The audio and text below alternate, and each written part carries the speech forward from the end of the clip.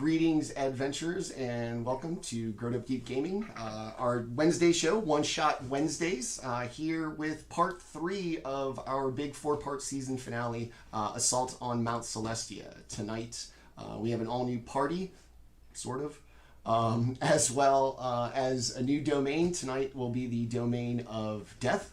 We have done life, war, and death. Figured the most kind of popular options for domains, at least within the D&D sphere. I am your host and Dungeon Master Manny at GrowedUpGeek on your social medias, Twitter, Twitch, Instagram, and YouTube.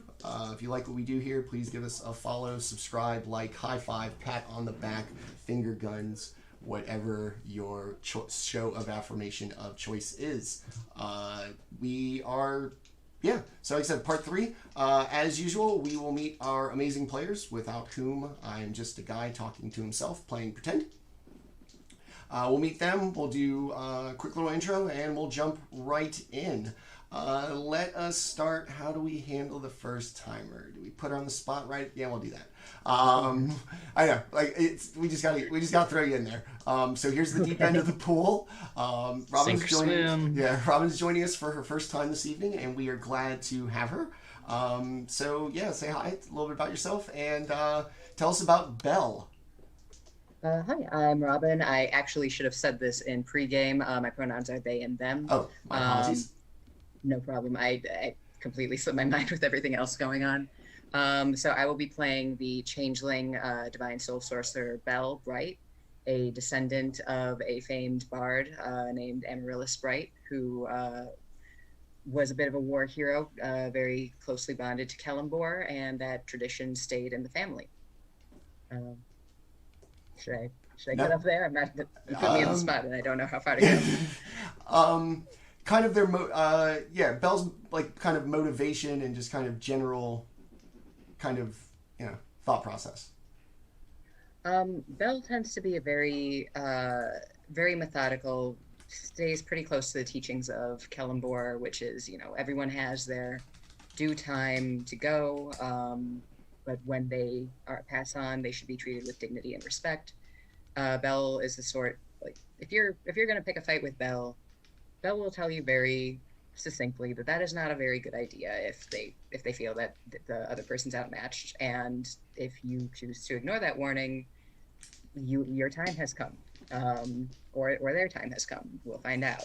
So as far as morals go, it's pretty neutral.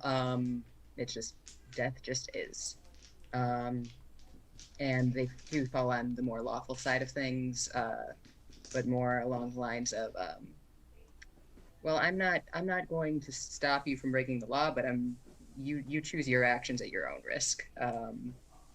Everyone has their own agency, and for their own part, they do try to help others as much as they can along the way. Sometimes that's offering a quick death to somebody who is having a very hard time with a disease. Sometimes that's helping reconnect to lost souls, but through their life they've been very faithful in their service to Kellenbor. Am I good or too far? That's good. Anything else you want to know? That's good. The concept of bards begetting sorcerers, I think, mechanically and lore-wise, I think it's kind of cool. Just this kind of ultra charismatic family, everybody this power of personality. I think it'd be cool. Yeah, I was originally going to have the bard be the character I played, and then I was looking at the divine soul because the bard was multi-classed into favored soul, which is sort of chosen one, and then I realized, well, for that, what if it goes deeper than that? What if these actions cascade? So nice. It's a fun thing. I'm excited to explore. Awesome. Very good. Let us slide over to our, I don't know, is it cool to call you a scab, your replacement? Yeah. Long time player Nick, we thank him for being here, kind of a last minute fill-in, so thanks for being here, buddy. Tell us about Demetrius. Sure thing. Demetrius is a human. I don't play humans very often, but he is a cleric of the death domain. He has found himself among war and among famine, among conquest, among pestilence, and everywhere he finds himself, death follows. And so he decided that he would align himself with death and become an agent of him. He has. We're not getting to the part where we say why we're getting to this domain, right? No. That's later, right? Yeah. Okay. So yeah, that's basically it. He's just a human who is a bit of a soldier, and he finds himself in battle and disaster, and he tries to help people, and he tries to let the work of the death gods flow through him. Awesome. You know, it's always the question of how is everybody going to kind of interpret the domain of death. Is it going to be somebody, you know, that is kind of the asshole douchey gods of death that want to punish people, or the kind of neutral, just it's a thing kind of service to it and helping that part of thing, life kind of thing. Yeah, that thing happen. Cool. Awesome. Let us go upstairs. Another long time Wednesday night player. Tim, oh, hold on. I don't have the right overlay up.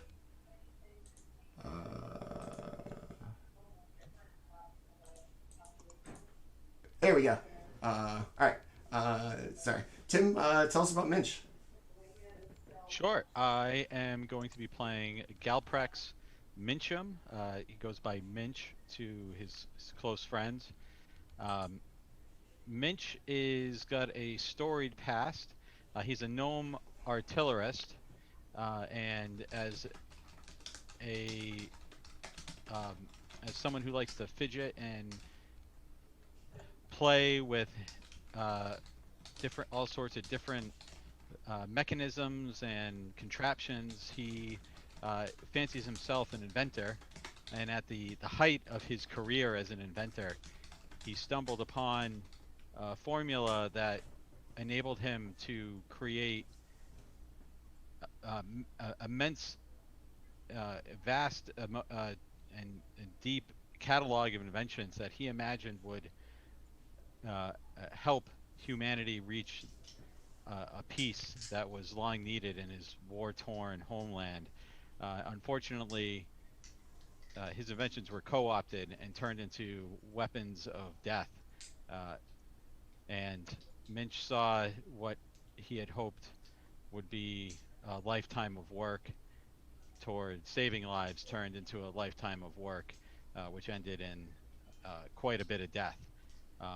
The irony being that there was a decades-long peace that followed, and so Minch has now wrestled with the guilt of what he brought into this world and struggles to understand what kind of legacy he'll leave behind.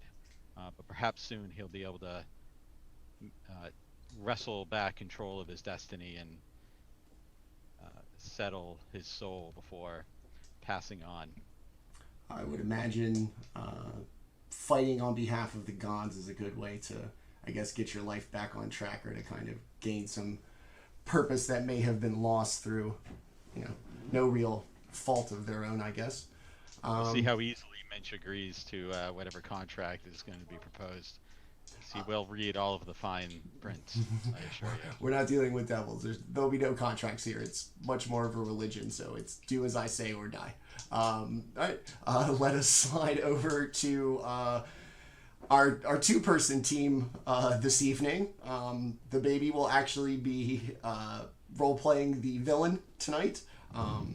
She will steal your dreams and your sleep and your peace of mind, but be absolutely adorable, +5 to charisma all the way around. And then holding the baby is my partner on the channel, my good friend Lewis. Tell us about Claudius. Hi, I'm Lewis, playing Claudius this evening, who is your, just think of him as your everyday average smuggler. In a place, in a time of uncertainty, or in times of strife, or hey, in times of peace and in wealth, he's your guy. If you need something somewhere, he is more faithful than the post office, they say. And he likes to think that he was, your average nemesis to death. He was the antithesis. He tried everything could do to stay on the other side of death. All right, well, we'll see how well that goes. It's being Dungeons and Dragons and all. All right, so those are our amazing players. Once again, I am Manny at GrowedUpGeek on your social medias. And so with that, we will begin part 3 of Assault on Mount Celestia, actually titled The Catacombs, as it pertains to the domain of death. After what seems like weeks, the fighting has ceased. You can't remember the last time you weren't engaged in some grand battle or another, your life always seemingly on the line. Just inches separating you from life and death, this recent chaos has enveloped you almost as if the gods themselves were playing at a game. First characterized by an increase in the darker forms of life, molds, funguses, that which dwells in the dark. This temporary disruption to the natural order of things was then followed by all-out savage warfare. Entire armies dead, slain down to the last soul, as if facing a foe hell-bent on total and complete destruction, bordering on abject cruelty. Along with these world-spanning troubles, you yourself have felt out of sorts. A piece of you has been missing. Some small yet vital part within you has dimmed. No matter what changes you've made, big or small recently, haven't felt quite right.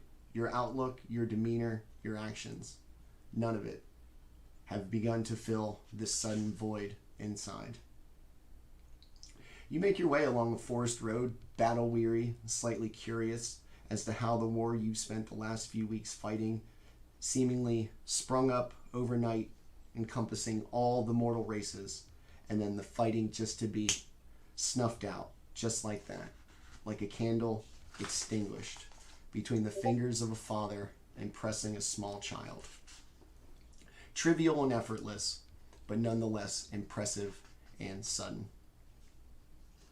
So as everybody kind of walks along this road, recently having fought in a series of battles, without any real reason, not long-standing political fights coming to a hint, just this overwhelming animosity and violence took hold of the material plane. And it has stopped, but you've managed to hold on to your lives. However, something within you is missing. Go ahead, everybody go ahead and give me your character descriptions, like a physical description, and then how you are kind of dealing with this kind of turmoil and all these kinds of things that have just kind of happened lately. You're weary, you're tired, but at least you're not fighting.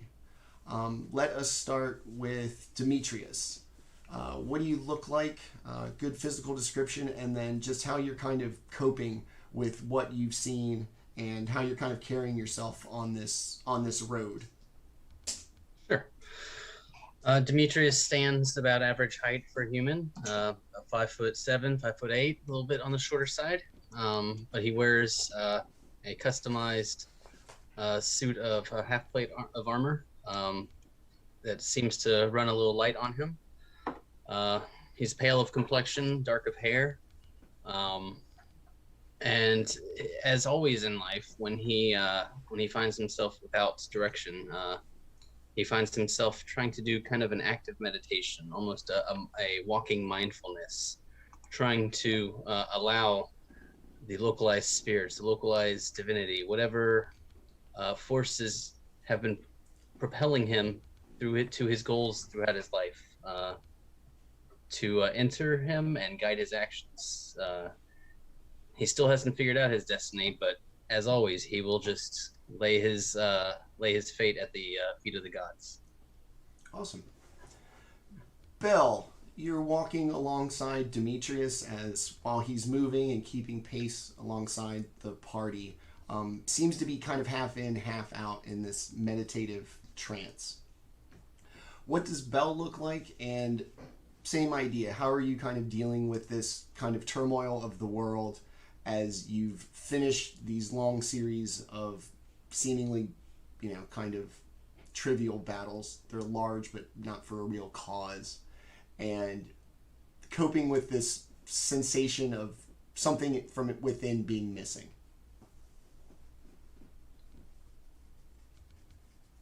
Belle is a changeling who tends to keep to their natural form, the white, malleable skin and hair. Hair is into this kind of almost the kind of hair you'd see on an elemental. It's very like blown back, as if it's windswept at most times. Their armor is just a mundane breastplate, but it's very well ornamented. They're kind of more accustomed to finery, and they dress like that. It's this kind of gold detail on the breastplate, with purple being the predominant color, and some silver highlights. And there's also along the shoulders and wrists, there's some bone detail, and they carry a staff. And they've been similarly, if he's content to meditate, he doesn't seem like he's doing too bad outwardly. They're also, as much as you can have this attitude that death is natural, there's still a limit to how much war a mind can kind of take at one time. So they're doing a similar, what has happened has happened. The most important thing is to help those that are in the path of it, and just reminding themselves, with the death that has come is natural, it has a cause, focusing on, all right, let's find the solution if there needs to be one, and help where we can otherwise. So just mindfulness and planning, mostly. Nice. Kind of everybody dealing with this not well. Minch, you've caused some, inadvertently, some destruction through your creations. Perhaps in the battles you either saw things that you helped create or reminded you of the things that you helped create. And the battles were so viciously fought and so long and so protracted and so savage. What do you look like, and how are you kind of dealing with maybe these feelings of that might be brought up by what you've just seen? Sure. So Minch marches along this dismal path with the companions that he finds himself with, eyes on the contraption strapped to his wrist. His new friends at least have seen how it springs forward as a crossbow, launching some kind of energy bolts. And Minch just drops a monocle across one of his eyes and squints closely, begins fiddling with a small multi-tool that he has pulled out from his utility belt as he makes some fine adjustments, distracting himself really from the colorful explosions that he saw earlier, recognizing the formula of the type of chemicals that you would need to create not only such a large explosion, but one displaying such a fantastic spectrum of colors. Minch knows that the technology used to wreak the devastation he witnessed were almost certainly derivations of his own inventions, fallen into the hands of those that apparently seek destruction, war, and death, if only for the pleasure of witnessing the bodies strewn across the battlefields in the aftermath. Something that Minch doesn't understand, and each time a concussion of an explosion shakes the earth beneath his feet, even without seeing it himself, the guilt of what he's brought into the world stacks a larger burden on his shoulders. Fabulous. And Claudius, walking along, obviously everybody has seen quite the kind of sights these last few weeks, actually. And in addition to all of the death and just abject cruelty you've seen, you're also dealing with this part of you that seems to be missing as a monk in particular, kind of, the inner strength and your inner kind of thought process is probably a guiding force to you. And something about it isn't there. So go ahead and give me a description and just how you're kind of dealing with either having what you've seen recently or the hole that is inside of you currently. So as we're walking along, you just kind of see, Dusty from the road, starting from the ground up, like you just kind of like see a set of boots that if there ever was like a $10,000 pair of boots, and you ever thought about, hey, what would anybody really buy those and wear those? The answer is yes. And Claudius is the kind of guy that wears boots like that.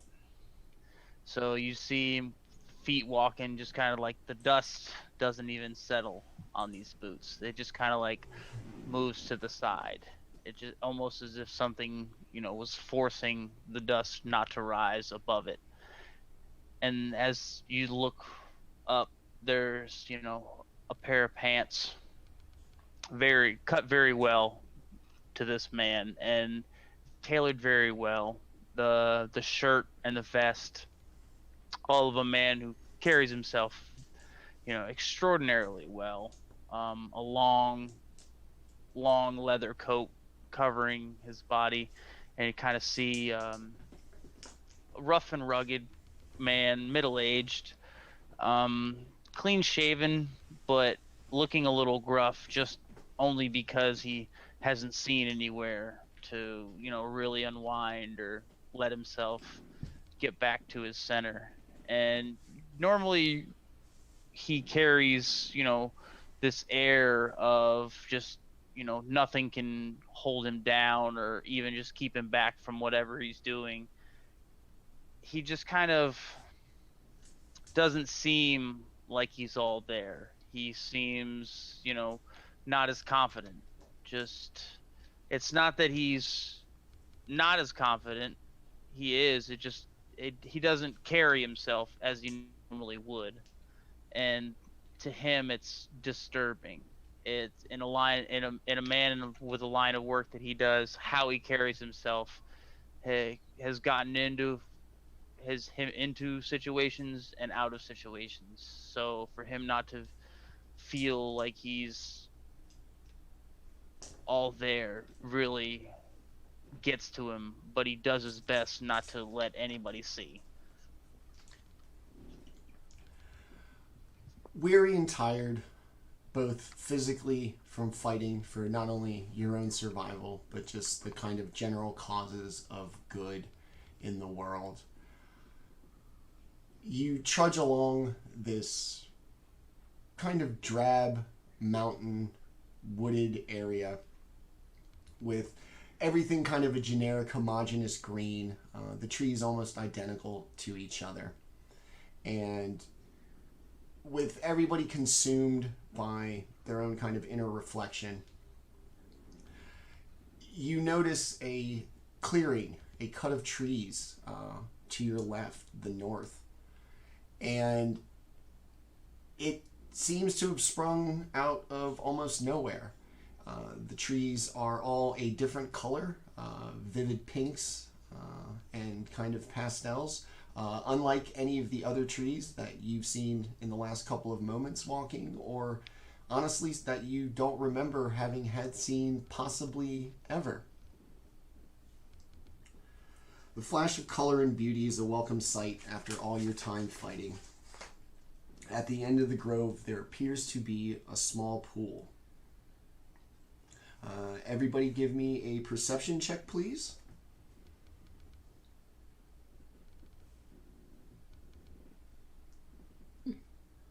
Not bad.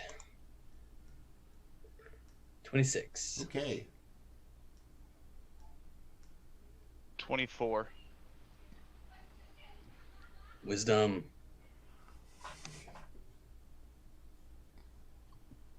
Sorry, I was muted. 7. 3 for Minch. Okay. Claudius and Demetrius, you are somewhat mesmerized by this almost wooded oasis within this kind of drab forest. And the stark contrast from what you've seen in the fighting and the woods generally all around you could only be made better by this very distinct sound of babbling water, as if a fresh natural spring is at the end of this forest. Or, yeah, this kind of trees. Boom. Let's go ahead and... Oops. Hold on. Lots of stuff going on.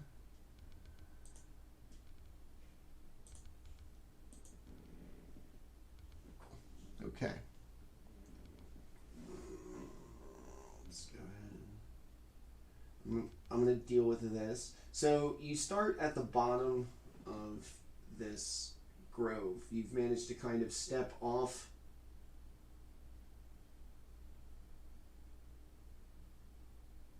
Oh yeah. Yeah.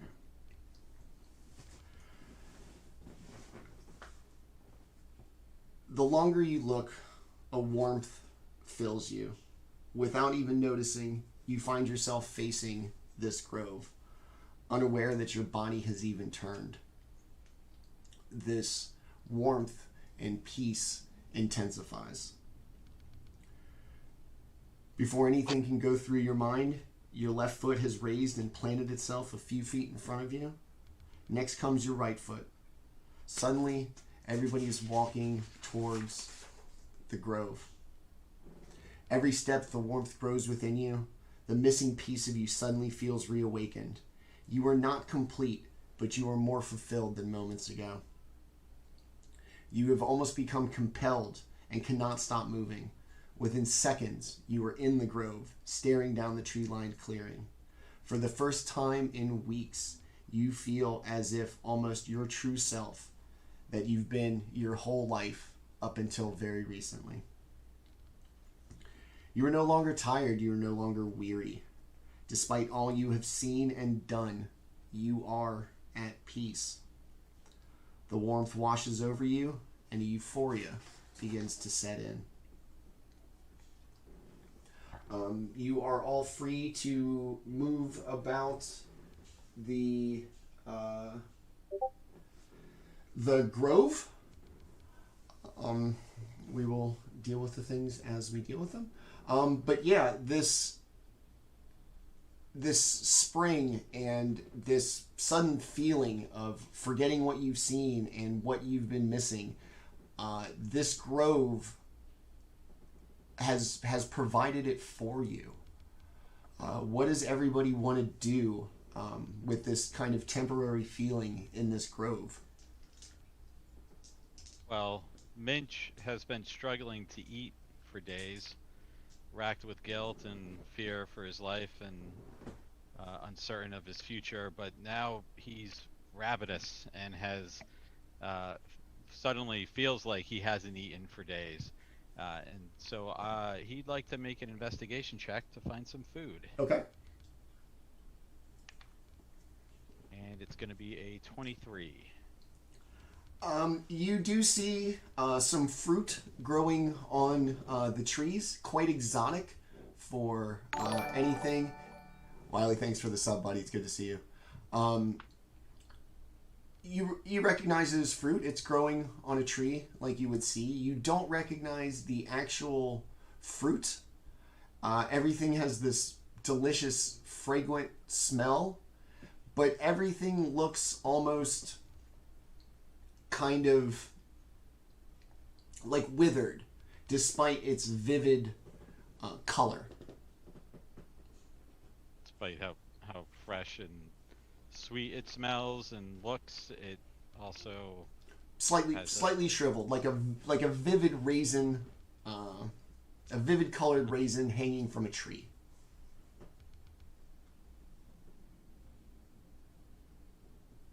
You guys think this is safe to eat? Um, I'll confess the natural world isn't quite in my purview, but I could take a look. I no longer need to eat, so you can do whatever you need to. Belle, go ahead and give me a nature check to Sounds see good. if you can. This is edible. 6. That's a whole 6. On appearances, everything seems of how you would pick any other kind of produce. All the kind of signs are there. It's very vivid. It smells great. It's still hanging from the tree. It just has this kind of odd, shriveled exterior that tells you something isn't. It's not anything you're familiar with. We'll put it like that. I'm not going to tell you whether it's weird or not. That's up to you. All right. Well, let me try this. Minch is gonna pull out a pocket knife and slice it open. One of his artisan tools. As you, are you going to pick it off the tree? Or are you I'm just gonna stab it off the tree with my knife. Okay. Like what's that? What's that? Phone game? Food Ninja? Fruit Ninja? Yeah, pretty much. Okay. Or like a forward thrust.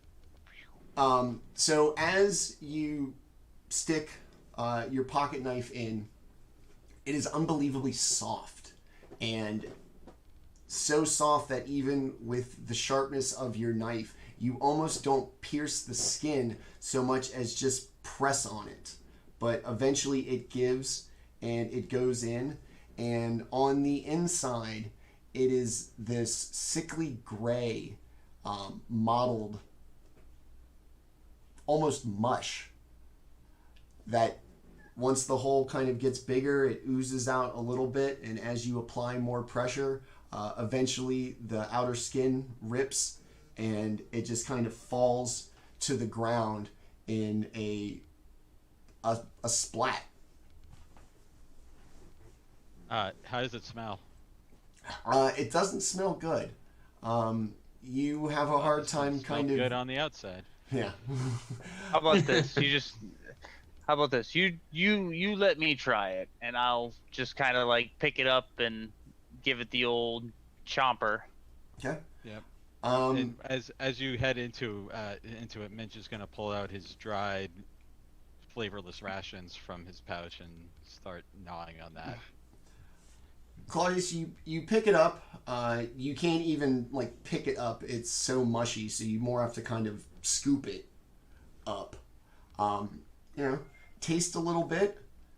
There's something there that says this was probably good at one point, one time. That day is probably gone. It's texturally just no real, firmness or composition. It is essentially a rotten fruit. It won't kill you. The best endorsement ever. I'll stick to my hardtack rations. Yeah, and as he just kind of like turns his head, and I just kind of like spit it out. Should have done that. Yeah, I don't want any. Yeah. Belle, what are you doing while they're kind of messing with this potentially, Edenist apple here, or exotic fruit, as it were? I think that makes Belle a little curious if there's... Well, most fruit, when it's rotting, they would think would fall from the branch. So kind of investigating, like, has any of the other fruit fallen from the branches, and if not, are there other signs of rot in the grove? Just things that don't look quite right. Okay, go ahead and give me an investigation check, please. Why did I do something that requires them to be smart? They are not smart. But if you need me to talk to that fruit, There you go. Yeah. all over it. Let me tell this fruit about life. That's an 11, so better.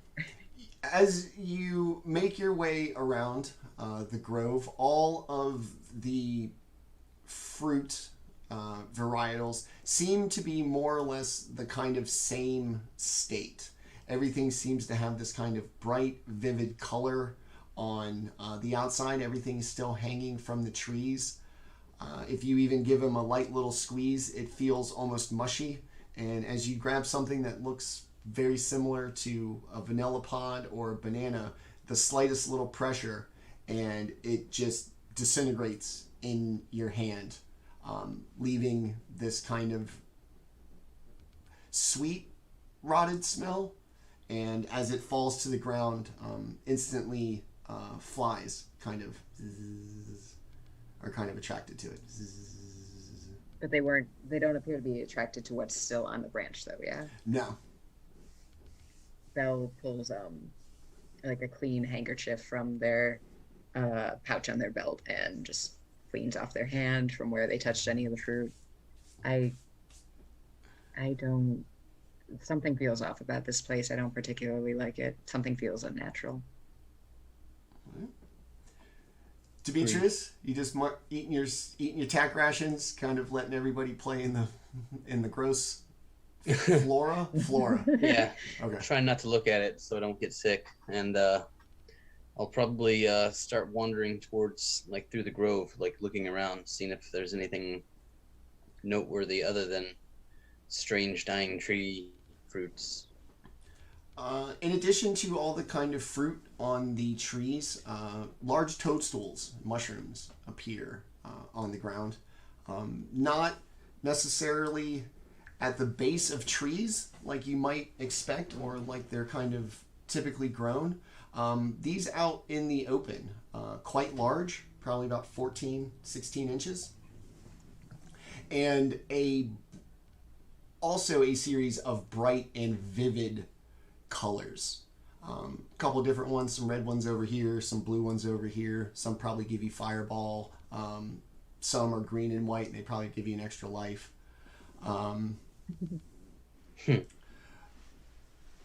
And they too, unlike the fruit on the trees, look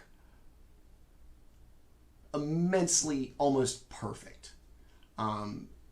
No little kind of bruising or little imperfection on the outside of the caps.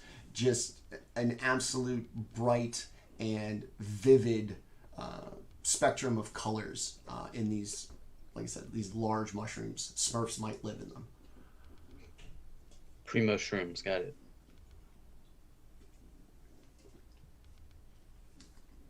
You just kind of, that's it, hanging out.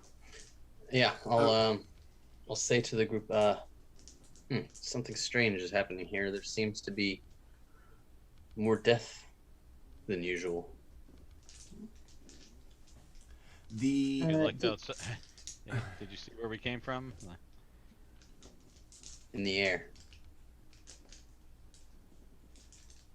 This place is cursed. Whole world's cursed. Last I checked. Yes, indeed. Don't turn around. There it is.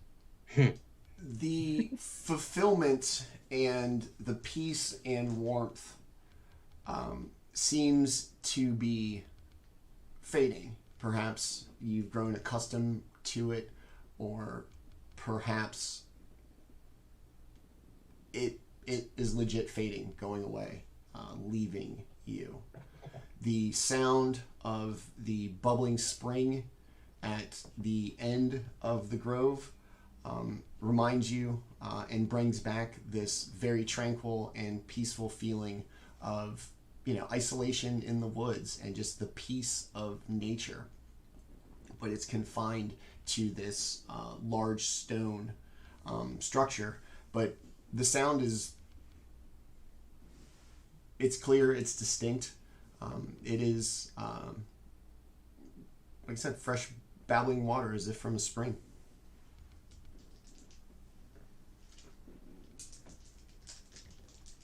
This is one of those moments where, like, that's all we hear. It just, like, it gets, like, eerily quiet, like, all of a sudden, where you just hear, like, the...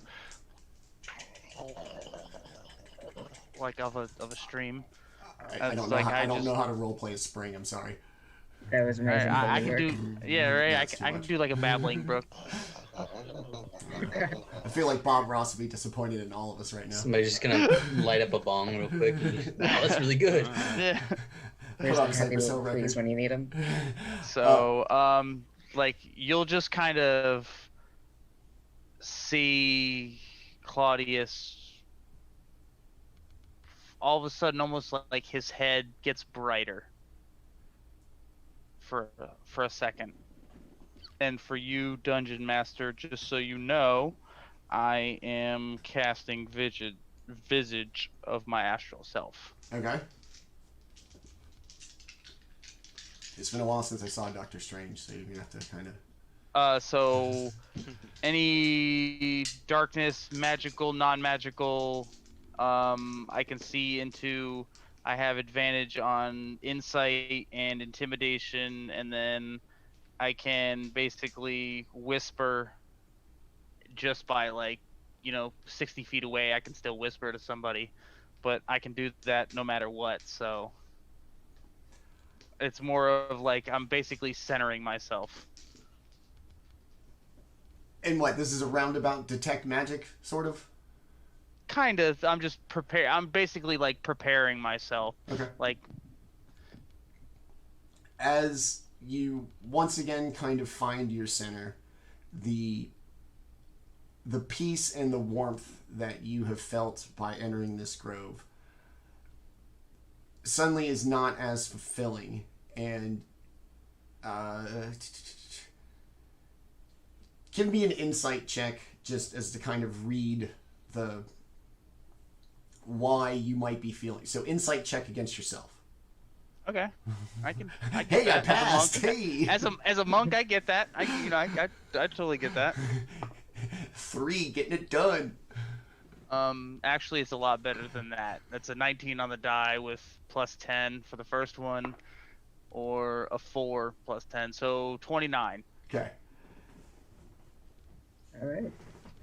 The reason why you are no longer fulfilled and warm and euphoric is because you realize that those feelings aren't from a natural source. This grove, this area, is almost invading your thoughts and giving you perhaps this false hope, or at least the illusion of peace and euphoria. All right. So, knowing that now, you'll just kind of hear Claudius go, "Make yourself known." And this is the kind of thing, like, if you've ever been to like a sound check for somebody when they do like max level checks, like it's a like, scaring people in the bleachers type of thing, and anybody within 600 feet is going to hear that, and like piercingly. And if they're hold on, let me check something on my sheet real quick.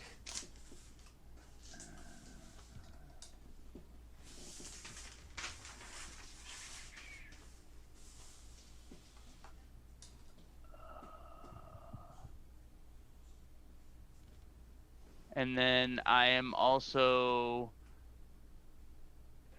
going to cast detect thoughts. So if any, like, I can just start hearing thoughts of things within 30 feet of me, since I am kind of towards the front of everybody. So I just kind of like, I get the feeling that we're not alone here. And so I just kind of want to let whoever knows playing with us, because I feel we're being played with, know that they're there.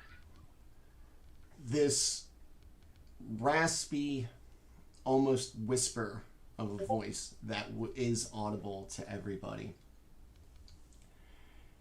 You are not worthy because you do not understand. The old ways are not the best ways. Benevolence through all purpose is the way of the future.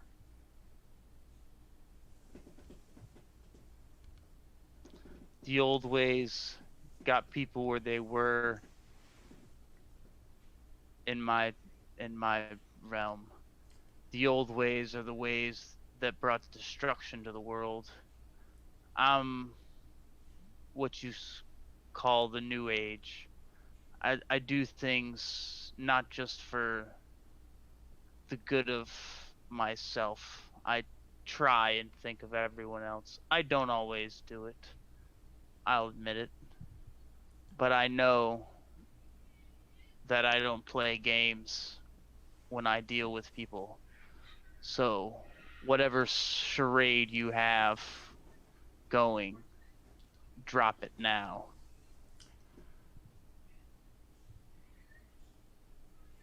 I have come to end the suffering of loss.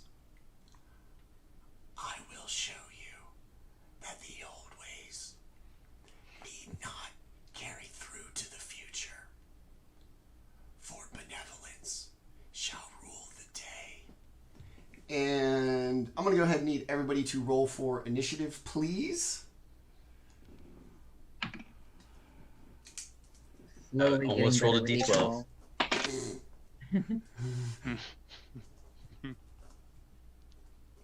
Be an 18. Demetrius, 18. Yes. 17 for Minch. Word.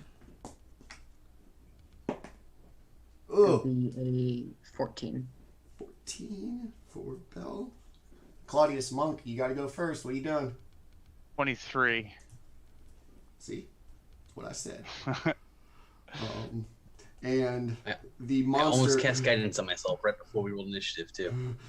Does that mean you get to, you're actually going to roll a d20 for initiative? I cast guidance, and I get to use my big boy dice. That's exactly what it means. Because I did almost roll my d12. The one that I held up as an example of the one that screwed me. I'm a smart person, I promise. I know, buddy. I love you, and I'd pat you on the head condescendingly if you were here. I love you too, champ. You're good. Motherfucker. So, as this raspy voice, I don't know if threatens is the right word. It seems ominously positive, if that's a thing. Hey man, in my line of work, positivity is not always the sign of a good person. A Dracolich floats down from the sky. I am here to show you the benevolence of our mistress and how your ways need not be always. All right. So That's terrifying. It floats down. I need to have revenge because I had a Dracolich encounter that everybody ruined because I gave you too much magical items. So this is past trauma. This is past trauma affecting current life. So I'm sorry, not sorry. We deserve this. Well, they did just- I do here. I don't deserve anything. Yeah. Hey, I you didn't guys do are on anything, your I own. swear. This is not on me. So yeah, an adult blue Dracolich, just so we can be completely forthcoming, floats down and lands on the edge of this pool of water fed by this, as of a few minutes ago, tranquil, bubbling spring. And it lands, and it kind of noses down in the water. You know what I am, and I need not feign the needs of the living. Should our mistress have her way, nobody will need to feign the ways of the living. And with that, Claudius, you are first to act. Wherever you all are, kind of. Okay. Yeah, we're all still like towards the beginning of growth. We haven't. We Look, man, I know a setup when I see one, and this thing is a dead end, and you won't shut up about this damn well. So we're gonna Back stay of over this here. box canyon. We're gonna stay right here. Yeah. Oh, We'll it's at stay the by end. the mouth. Oh, Thanks. it's at the safe thing is at the end of the canyon, huh? Okay. Sure it is. So I guess you want us to move, don't you? I mean, you know, look, man. I mean, I already, can already move. stole your I have agency no- by putting you here. You could do as you like. Well, let's see. Hold on. Plane shipped What's out of my- here. Bye bye. Get 55. Good luck, y'all. Don't leave us. Good luck, y'all. Alright, I'm gonna so- put my kids to bed.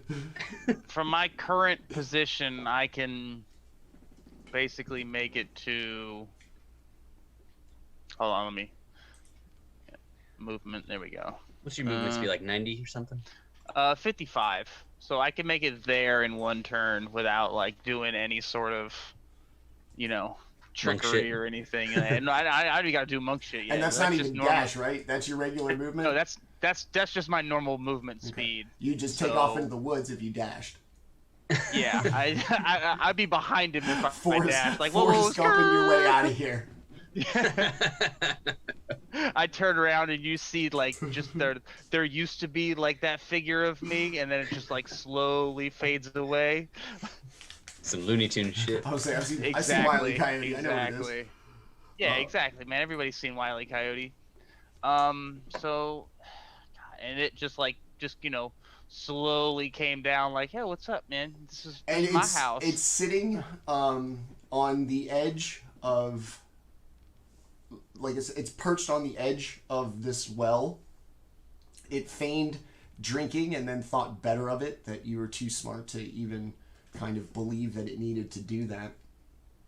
I mean, if I don't need to eat or drink, I don't imagine this thing needs to eat or drink. So. And even as you approach it in all of its kind of hideous majesty, if I can coin a phrase perhaps, it does not, aside from its, you know, just actual appearance, it doesn't strike a threatening tone or a posture. It's just in the same way a house cat would kind of see you. It's not really interested in you per se, but you know, it's not going to hiss at you. It's just kind of aloof towards your existence. So, having moved, you know, a lot closer, and now having a you know, better perception of it, I'm just kind of look it up and down. And so you said you had a master. This master, where is she? Who holds your leash? All of us serve willingly. I bow and obey no one. For those of common belief, purpose, and alliance can work together to achieve greatness. One need not serve another. Nobody needs I to can serve completely death. understand that one. You know, I don't serve anybody myself. I work for the highest bidder. So, you know, if this is what you're talking, I you know what? I speak your language. So, you know what? You need not say any more. Where's the dotted line you need to sign on? Like I'm all about this. As I'm like kind of like motioning for everybody to like come forward, like, you know, behind my back, like hand behind my back, like just, you know. You know, I don't do this very often. Are you trying to be like cool and confident, or are you? Oh, always. Trying to- Claudius is the kind of guy that walks into the room like, no, if it, like, you know, old Western style. If everybody just kind of like stops when he walks into the room, he just kind of like reads the room and just kind of fonzes it out. Just, hey, Then you know, just exudes confidence. give me a persuasion or intimidation check. I imagine they're going to be the same for you. Well, I have advantage on intimidation, so Okay. you know, why the hell not? You know, I don't imagine he would get intimidated by the likes of me. So why the hell not push it even farther, right? There you go. Ooh. Ooh. All right. That's +0 on both of those rolls, and I got a 19 and a 14. Okay. So 19. You need not convince me, for I will not make the decision. You must prove yourself to her. And in his mind, he hears, I prove myself to no one. I am the whole deal. What you see is what you get. All right. So Nobody else hears that. Like, just in the dragon's mind, he hears that. So as Claudius and the friendly neighborhood stray Dracolich kind of, have a little hangout and a chat, Demetrius, what are you doing? It's your turn. Yeah. Demetrius will. I guess he'll just move forward. 30 feet. Oh, my token went away. Oops. Let me add it back where it was. All right. So yeah, he'll just move forward 30 feet. Kind of. Not sure what's gonna happen. He's ready. I guess he'll prepare an action. He will prepare a chill touch. And if the Dracolich attacks one of my allies, I will hit him with a chill touch, and that'll end my turn. All right, cool. All right, so in the middle of the road, right behind a tree. I got you. All right, Minch. Claudius is up, kind of, I don't know, rapping with the Dracolich. Imagine How much like did I overhear? Yeah. And- Tim the Toolman Taylor and Wilson. Like me and Wilson are having a talk. Like, Howdy, Hey ho, neighbor. So Did I overhear the whole thing, or you can hear everything except for what Claudius whispered to the dragon, but everything the I dragon didn't even said- whisper it. This literally was like perfectly silent. He just heard it in his mind. I telepathically communicated with Okay. him. So you've been hearing the exchange. It's it's a raspy voice, but it still carries. It's a massive creature. So you've heard everything. From where you are, you can see it's taken a very non-threatening posture and stance, and has a lot of the mannerisms, like I said, of a house cat, just kind of sitting there, swaying, looking bored, entertaining Claudius for Claudius's sake, not for its own. Yeah, like a house cat. He's used to it. Yeah, whatever, man. I'll talk to you. Sure, whatever. Minch is thoroughly confused. I've never seen anyone try to talk their way out of an encounter with a Dracolich before. Is anyone else? Certainly not. Quite odd indeed. Do you say that out loud? I say it as an aside to Demetrius and Bellbright. All right. I've only seen it Well, once. Either way, if you were thinking that, I automatically heard it because I have detect dots. So it's Yeah. it's one of those things. Oh boy. Oh So boy. in your mind, you hear, you've obviously never traveled with the likes of me. I've spent the better part of the last 10 years trying to avoid skeletons, and now I'm face to face with the largest one I've ever seen. I'm very uncomfortable indeed. I am going to prepare to cast Shatter as a reaction. I'm going to need to move within 60 feet in order to be able to be ready to do that, so I'm going to duck behind this other tree over here and start reaching into my pockets for those components. All right. Bell, you see the monk at the end of the grove making odd small talk with the Dracolich that doesn't seem too interested in fighting. Minch seems to be getting something ready, and Demetrius made his small little move while kind of readying a spell should things go sideways. What do you want to do? Bill can kind of respect the possible grift that's going on up ahead, assuming that it's like, hey, trying to buy them some time. So Bell is going to move their 30 feet forward, and as a bonus action, their wings come out. But for now, just watching, waiting, and readying a firebolt in case it comes to that. Or in case one of their allies decides that it's time to make the move. The Dracolich kind of sits there. I see your beliefs in the old ways necessitate you viewing me as a threat. Two of you preparing spells, one of you potentially distracting me while your compatriots get into more advantageous positioning. And while my demeanor may not belie my true intentions, do know that I do this not out of cruelty, but out of service, and as a way to bring you into the new ways.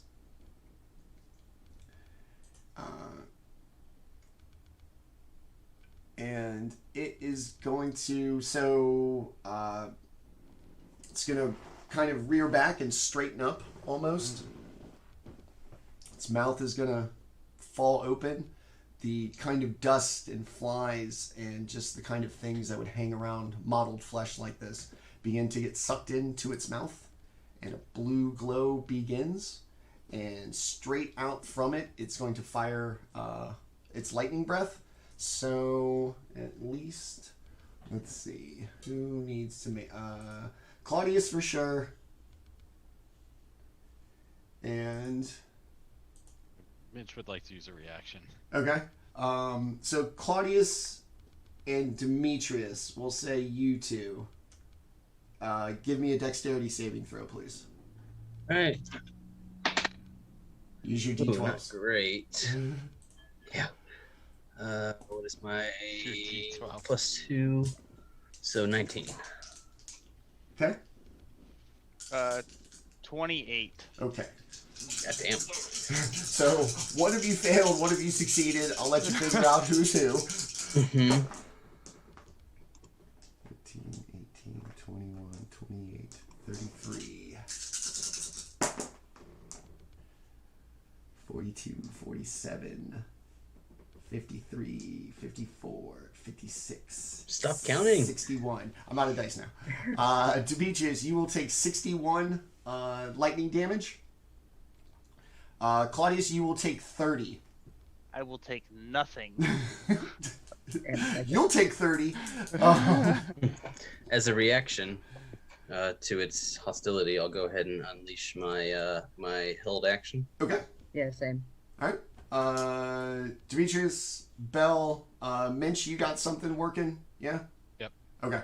Yeah. All right. Demetrius, you first? Yep, that will be no. 13. Yeah, no. I had all the intention in the world, but hey, you guys, let's hear them out. Maybe there's something to this. All right, Bell, hopefully your actual reaction as opposed to just feigning one. Does a 26 hit? Yes. 26? Yes.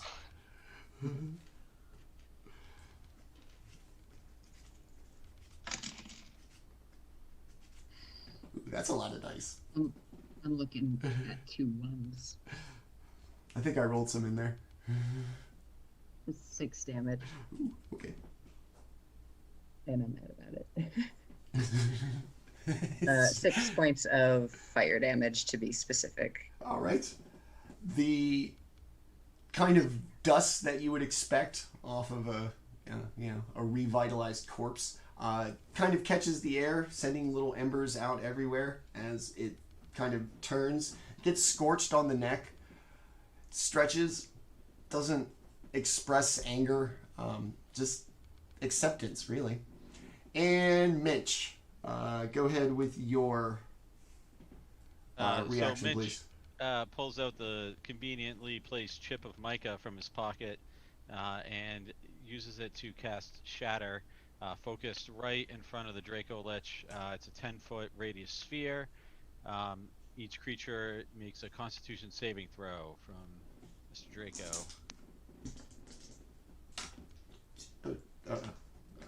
16 is the save. 24. Okay.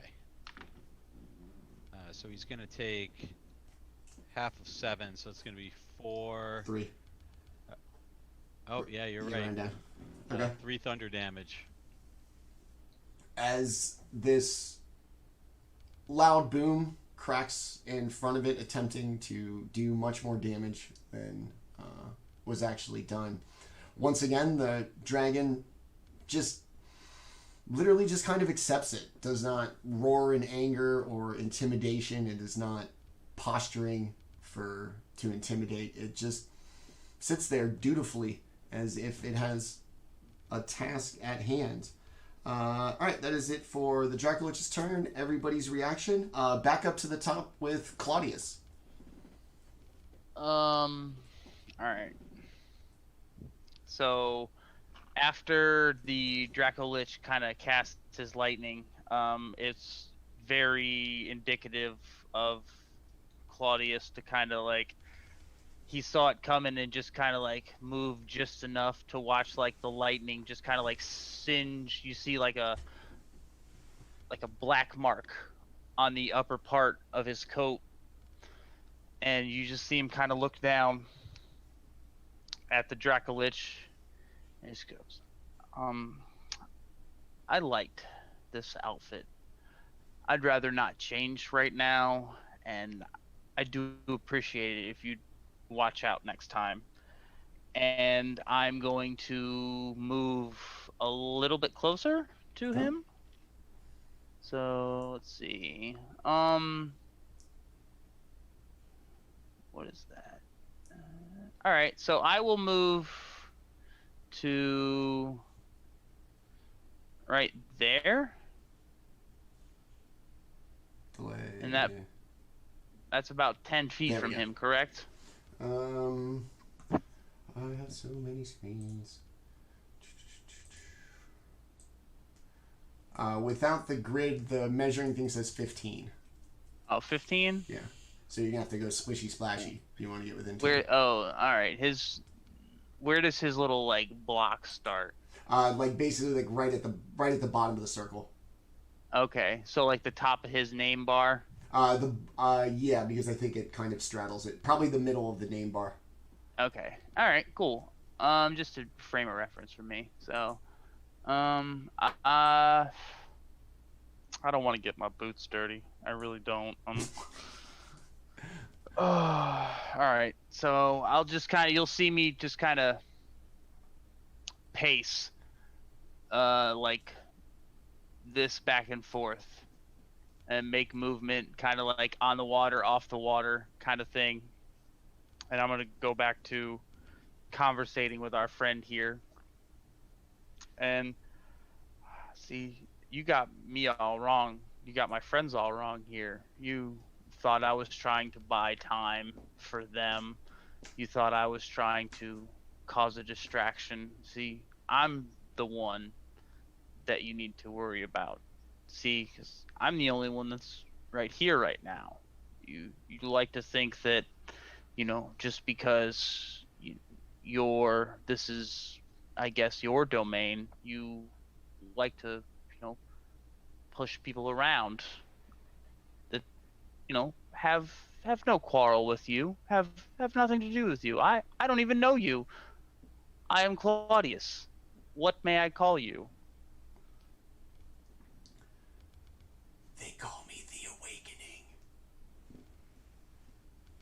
Is Minch that yawns self-given? deeply. Was that your master? My mistress has tasked me with this name and this purpose.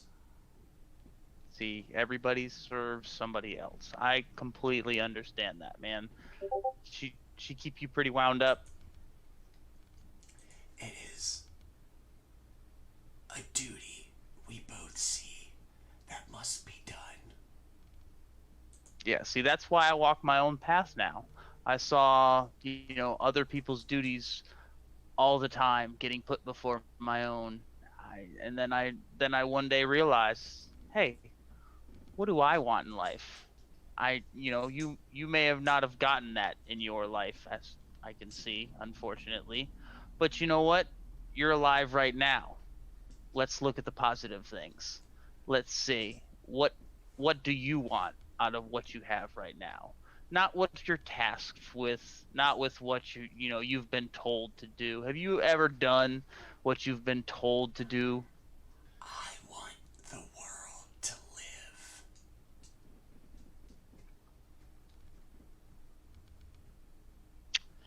See, that's where you lose me right there, man.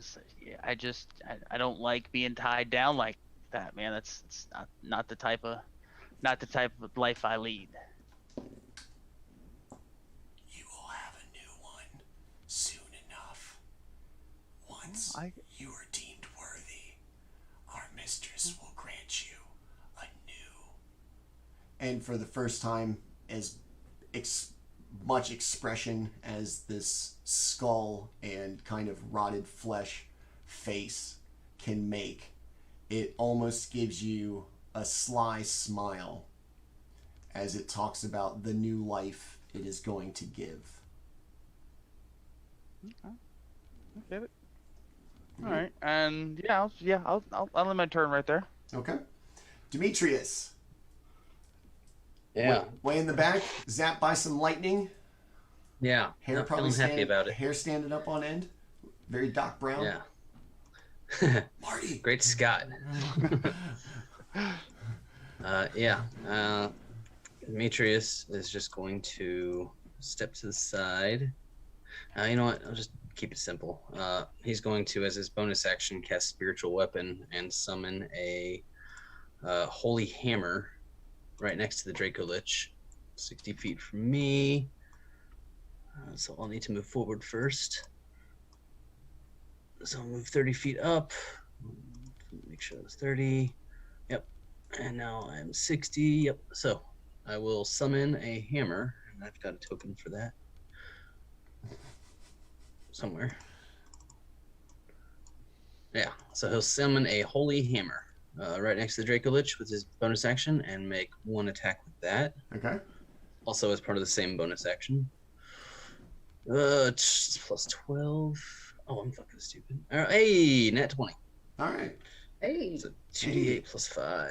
Thank you, D&D Beyond. Yeah, maybe So I'll that will be a switch total of 17 force damage from the spiritual weapon, just as the hammer cracks him across the skull. Okay. And then with my action, I will hit him with another chill touch, just Nice. as a beam of necrotic damage bursts forward from my hand.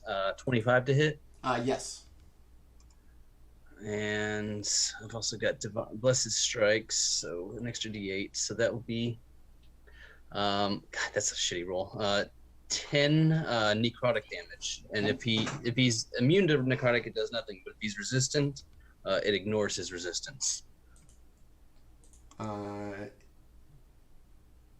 is resistant, oddly enough. All right, so it takes the full 10. Takes the full 10. Okay. Plus the force damage, and then so I hit him with the hammer, I hit him with the gavel, and that'll be it. It is finally time for you to prove yourselves worthy. All right, very nice. Minch, next to go. Right. I have a little bit of a rules clarification real quick. The cannon that the artillerist can make, how does that, is that move using my own speed on my turn, or does it have a separate move and speed? It has its own speed. But you Just gotta second. put it down the first time. That's the. So it can't move until the second turn. Yeah. Yeah. Okay. Yeah, it's got a 15-foot walking speed.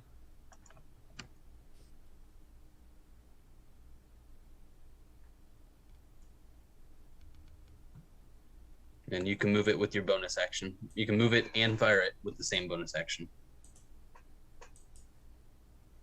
Got it. I'm gonna throw it down for you. Oh yeah, okay, I see. 15 feet is part of its bonus action. Yeah. All right, so there it is, basically right in front of you. Yep. Okay. Yeah. So I'm gonna drop a little cannon. This is going to be the force ballista cannon. Essentially, it looks like a battering ram on underneath a pair of treads, moving around like a small tank. It's badass. It is not going to be able to do anything on this turn because I've used my bonus action. But Minch is going to use his own action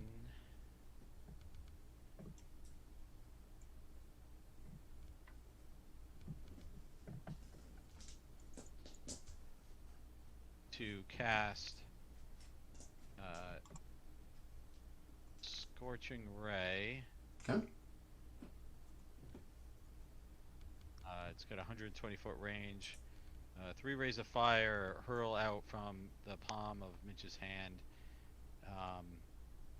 And Can you move like a little bit to the right? Just like a little bit to the right. to the right, let's see. I just don't want a fireball right up the butt. I hear ya. I mean, I'm just playing. You can. Yeah. No, you don't gotta move anywhere. I'm just playing with you, dude. You probably Minch dodge just it. moves a little bit. You just. Yeah, I just feel it Guns coming around. in. Like it's one of those like Coming in hot. I just kind of like move my head over, and it's just kind of like the ray comes over my shoulder. Those hairs will grow back. Already got zapped by lightning. He doesn't want fire now too. Yeah, no, don't make me change my outfit, man. I really don't want to. All I only got so we're gonna many. Make 3 spell attacks. Okay. I got a 15, a 23, and a 23. The 23 is yes. The 15 no. Okay.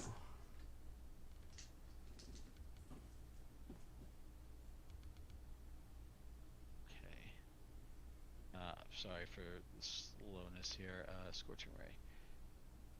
And I cast this at 3rd level, so it's going to be 3d6 fire damage times 2 for each ray. 1 for each ray. So 4 fire damage and another 9 fire damage, so a total of 13 fire damage. Okay. It too, the kind of dust and kind of rotted flesh of this kind of burn away. The dragon's still not angry, just like I said, accepting, dutifully doing its part as you begin to kind of step up your offense on this thing. Bell, this dragon, still kind of coy and dutifully sitting there, taking, to this point, the party's best shot. What do you want to do? Belle is going to just calmly say, you should listen to our friends. These have really just been warning shots from here. And that is their story for why they did 6 damage. And they're sticking to it. They're going to fly. That's right. Thank you, Belle. That's exactly right. Thank you. Yeah. They're going to fly pretty close to the ground, forward 30 feet, and use Mind Sliver, Ooh. which is a... actually, I didn't really think about if there's synergy with this. No, actually, this works. Yeah, going to use Mind Sliver. The save on that is 21 int Ooh. save, and yeah. Ooh. It's a good one. Like I said, intelligence save, man. Yeah, no, not even close. That's a 9. Nice. So he will take 3d6 psychic damage and subtract 1d4 from the next saving throw it makes before the end of my next turn. Ooh. Okay, hold on. That's okay. Bell's gonna spend a sorcerer point because I'm not accepting another 1 on these dice. Just to do empowered spell and re-roll 2 of these. That's a little better. 3s, yay! I had it last turn. 12 points of psychic damage. All right. The dragon, you can clearly see like into its skull through its eye sockets, into essentially a cavernous top of the head, and for the first time it shivers, and this outward kind of confidence and coy nature seems almost shaken. Last warning. Look, man, don't make me warn you again. Belle, that's it? You got? What else you got? That's it? It's only been the one guy hit so far, right? Was it Claudius or Demetrius? Demetrius. Demetrius, do you want a little bit of healing word, or are you good? Use some. Come again? I am bloodied. Oh, okay. Then, yeah, let's do a healing word at... What was it, 61? Something like that. It was half my health. Okay. Yeah. Oh, gosh, okay. I thought that... Oh, no, yeah. Fair. I will do healing word for him at level... Let's do level 5. Oh, shit. Ooh. Wowzers. Yeah. Big money. Big healing. I think that's the highest heal I've been a part of. It's only D4s. Don't get too excited. This is a lot of them. 2, Don't step on them. 8. Give me a second, because I have empowered healing. I don't know what the rules for it are. When you aren't incapacitated, whenever you or an ally within 5 feet roll dice to determine the number of HP spell restores, you can spend a sorcery point to re-roll any of those dice. Ones, yeah, I'm gonna do another sorcery point for that, because that's 2 ones and I don't want them. Gonna re-roll 3 of them. That's much better. So that's 6, 8, 9, 13 points of healing. Ooh, very nice. Hey, thank you. Take it. From.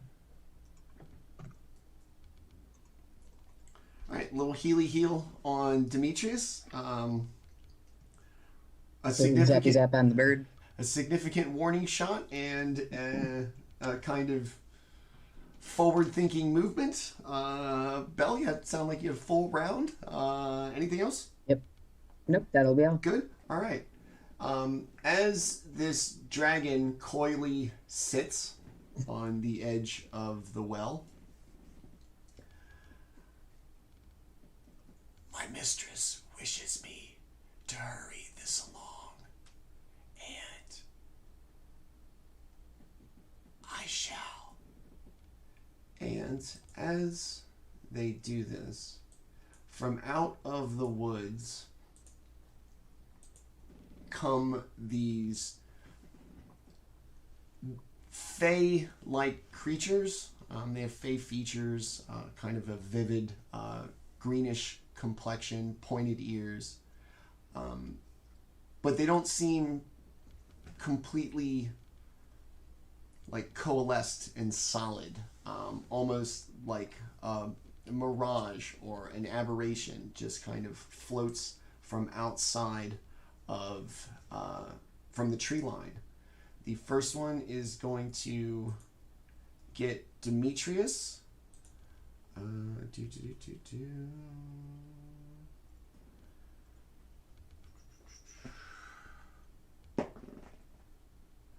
Demetrius, 19 to hit. It hits. Where are my D8s? It is going to do 11 slashing damage and 13 force damage as it reaches back. Its hand turns into a pointy blade, stabs at you right in the chest, And despite you knowing that it's in front of you and it physically piercing you in the chest, it still does not seem like a solid entity. You can still see the trees behind it, the Dracolich, and Claudius as it does so. The other one is going to make its way across the glen to Bell. And same thing, kind of reach back, turn its arm into a large blade and stab away. I don't think that's going to get it done. Bell, a 15 to hit? Nope. Okay. And as these two ghost fae appear out from the woods, the Dracolich, our mistress will be very pleased to meet you. We only hope you can see eye to eye. And it is going to get off of its ass, fly to essentially the middle of everybody. And I'm going to need everybody to make a wisdom saving throw, please. 15 plus 10, 25. Okay. 16. 27. Sec. Let's see.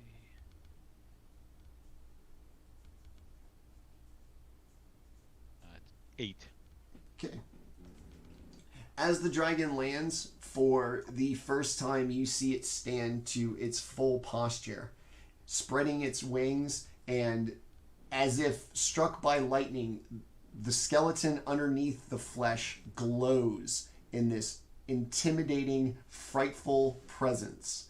Bell and Minch are now frightened. If I failed, then I'm going to use Favored by the Gods to roll 2d4 and add that. I can do it after I find out that I failed. Okay. You don't need much. That is going to bring it up to a 22. You are good. Okay.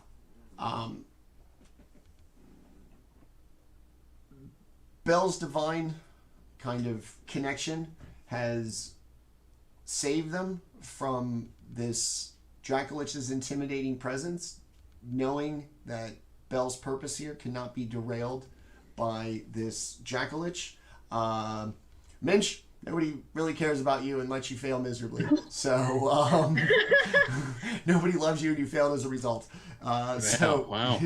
you are now frightened. It's a Dracolich. It's not. You know, it's here to speak hard truths. So Minch is now frightened. Let's go get this thing back up. And Gotta move.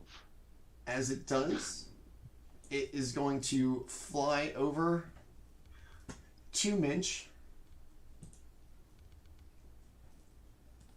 And it is going to, what is it? One frightful presence. Okay. Alright. It is going to first bite at Minch for a 26. To hit? Yes. Sure. You're going to take 15 piercing damage and 8 lightning damage. And then it's going to swipe at you with its claws twice. A 19 and a 31 to hit. Those are both going to hit. Okay.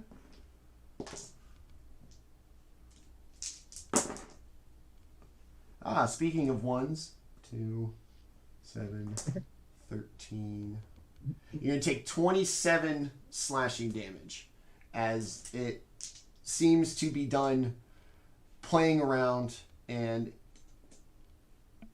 Okay, that came in fast and furious. So excited. I remember all the numbers that you just told me.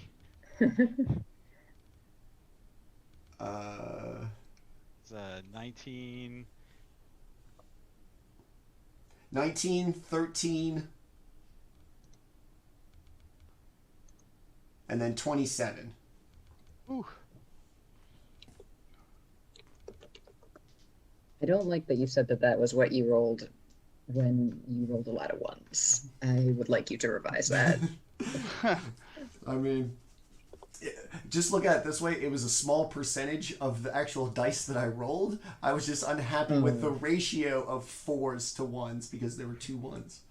And I don't get to re-roll anything. I just got to get what I get. If this was Shadowrun, Have you considered God?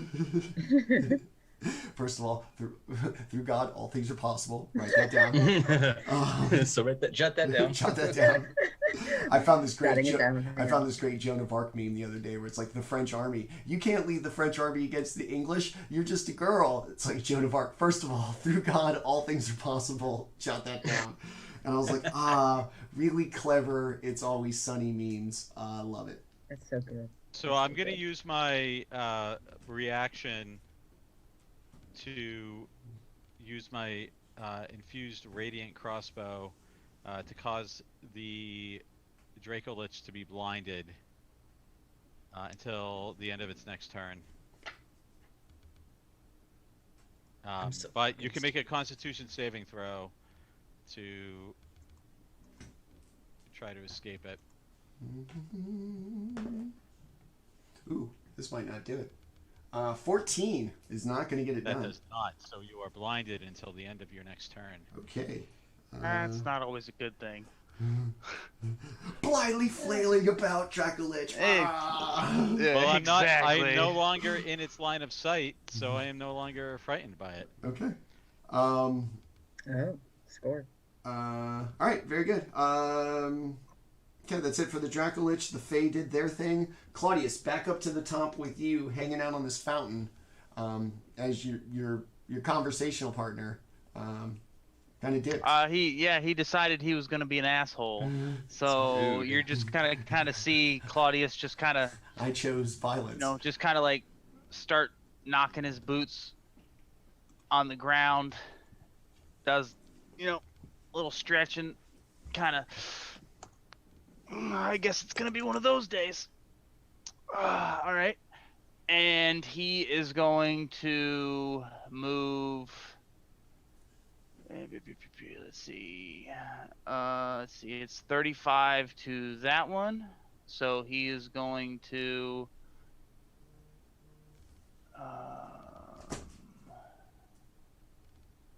Move towards this summoned. What would you say, drow or Just a Fae. just a fae, just elf creature? Yeah. Ghostly elf creature. All right, cool. So I will go ahead and make a melee attack against it. All right. Let's see, that's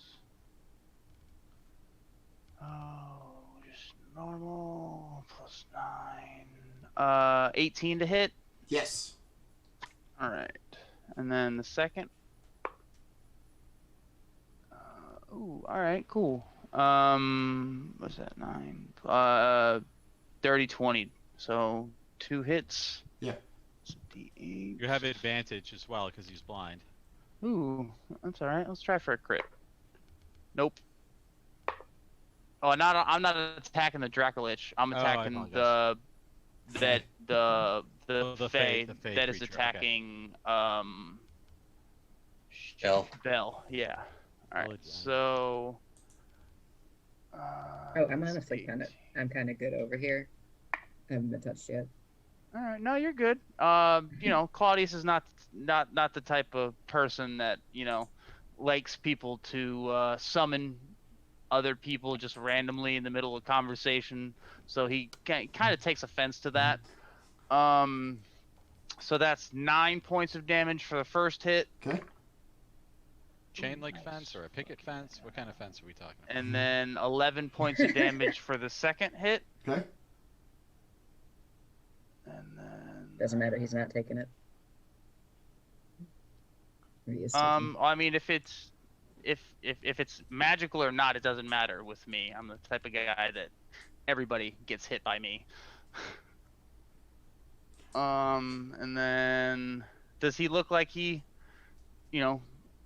winces a little bit or fades kind of in and out? The kind of spectral, incorporeal nature of it seems to have faded a little bit, noticeably. Okay. So as a bonus action, you will see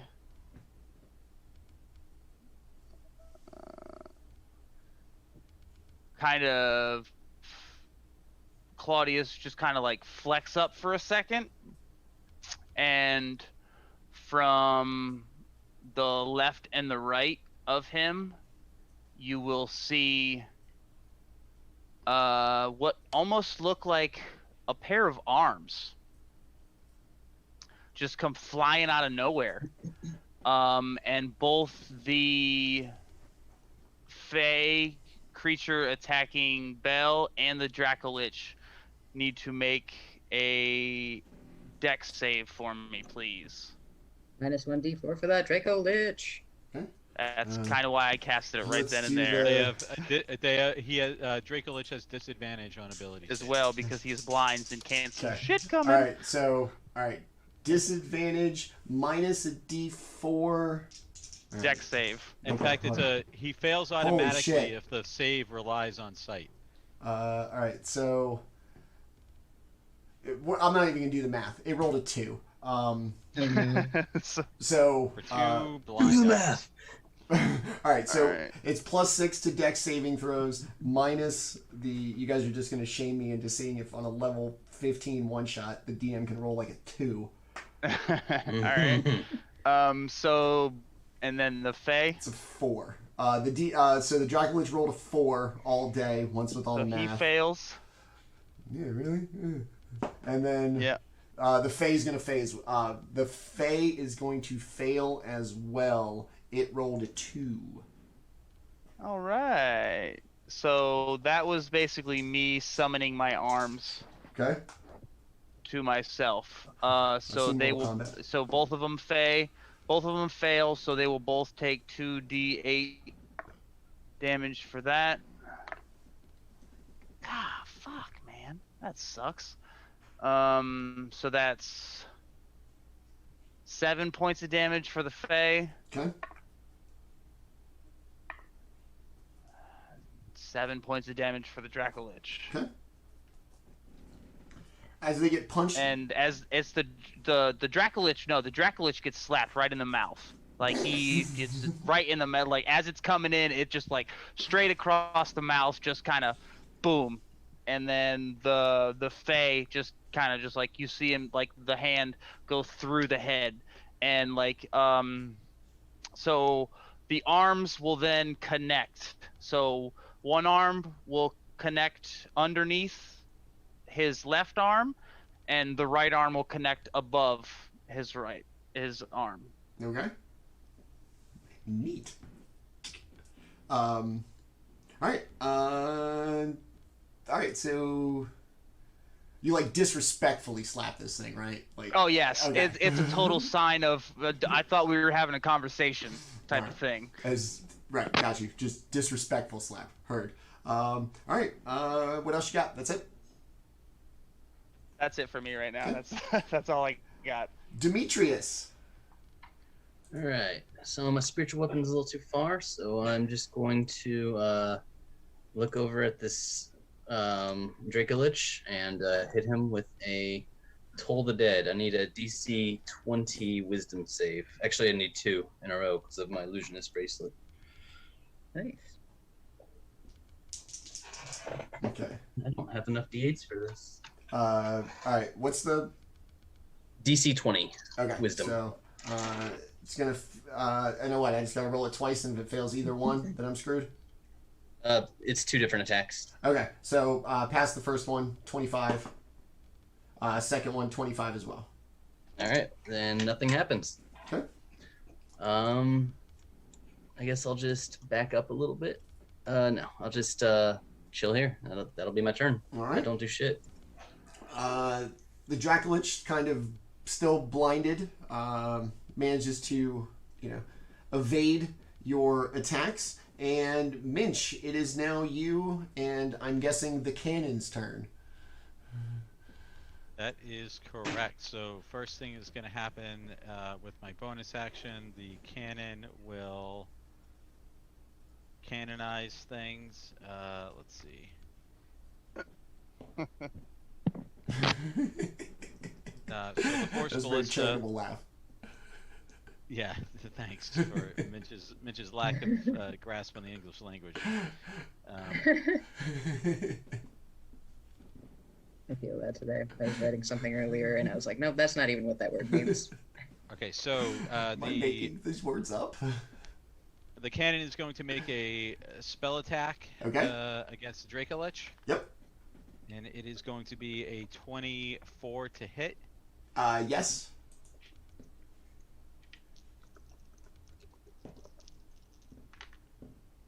And a total of 15 force damage. Wow. That sounds like a lot of the dice. force ballista is 3d8.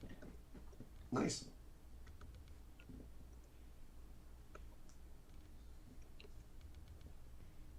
And then as part of its bonus action, it is going to slink 15 feet around the Dracolich, just without disengaging, come around the back of the Dracolich. And then Minch here will dip back into his handy utility belt that he keeps, and he is going to pull out some more spell components because he has decided that now is better than ever to summon a construct spirit. So he pulls out an ornate stone and a metal lockbox, smashes them together, one in each hand, coming together with a clap, and suddenly in front of the Dracolich now has appeared a medium-sized construct. Oops, shit. Okay. Let's see. We have constructs here, I believe. So in Minch's head, he hears, "I see you like to buy things. I can get you a great deal on a walking cannon. Have you ever had one of those?" Only after eating a really thick burrito from Chipotle. We are clearly not sponsored by Chipotle. But we could But be. hey, We could say all the I was nice just things you about want to us say, to. but hey. We could be. We're not against it. All right, so your construct appears. I dropped it. Looks like a little kind of armored knight Okay, thing. got it. And what else you got? That is gonna be it for Minch. Okay. Yeah, he's used his spell. He's used his bonus. If he moves, he's gonna take a whacking from the Dracolich. So instead of making a move, he's gonna pass his initiative over to the construct, Okay. who will make 2 slam attacks against the Dracolich. All right. Welcome, dumb.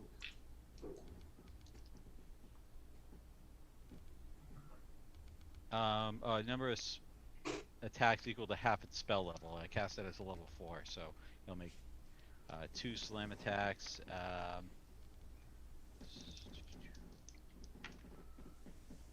An 18. Yes.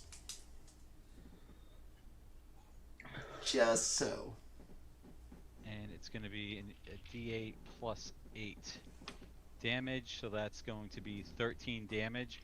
The second attack also hits, and so it'll be another D8 plus 8.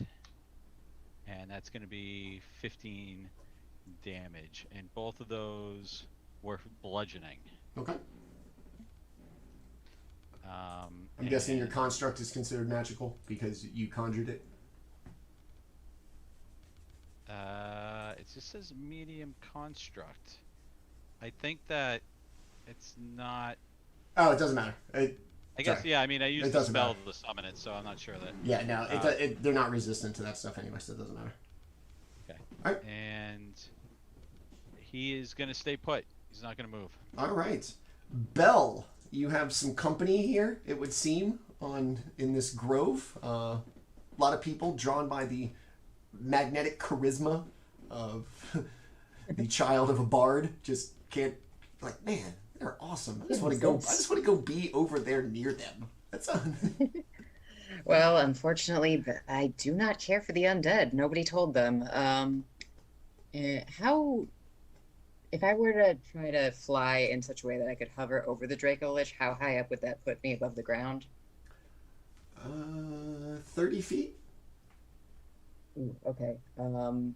Is it possible to hang out underneath it? Or is that like inadvisable? I'm not a life coach. Is it? I'm not going to tell you how to live your Yeah. life. Is it possible? Yes. Is it Maybe advisable? that part. Yeah. Understood. Understood. Okay, then Belle's just gonna kind of scoot a little bit to here for the move action, and you know what?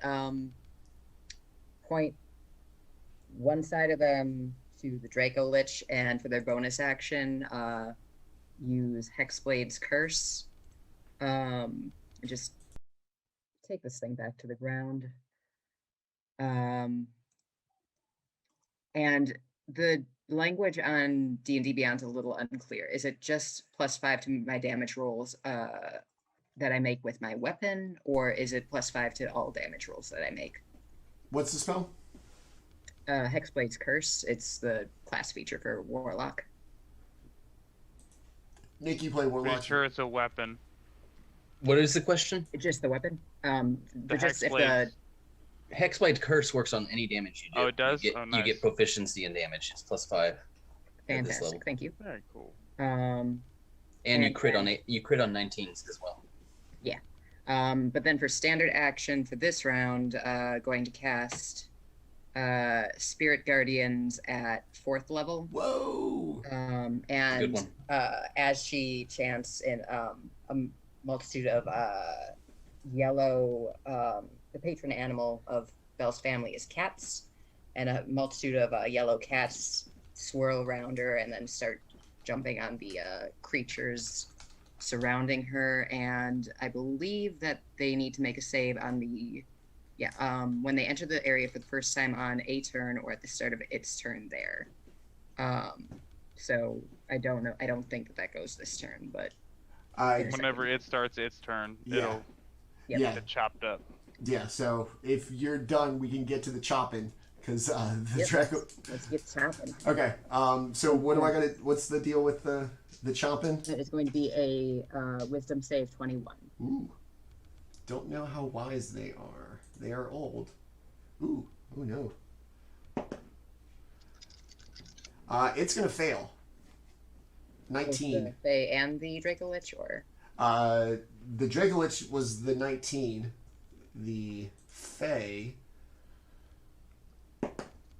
is an 18. so that's going to be 48 radiant damage. What is with these ones? Spending another sorcerer point to reroll 2. That is going to be 13 points of radiant damage Okay. For both of them, or for just the Draco Lich? for both of them Okay. for the failed save. All right. The radiant damage as it flashes out at the Fae, it dematerializes even more and just kind of turns into a mist and fades away. Boom. All right. Yeah. Okay.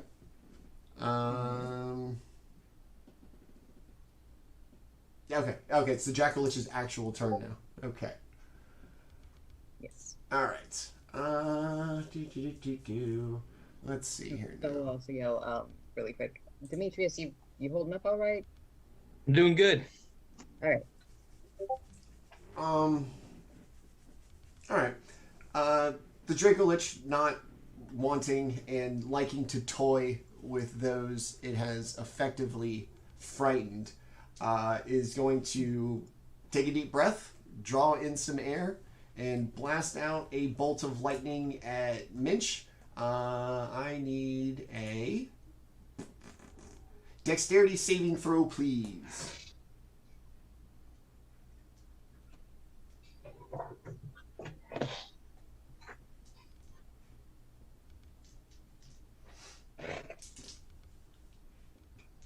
You're muted, buddy.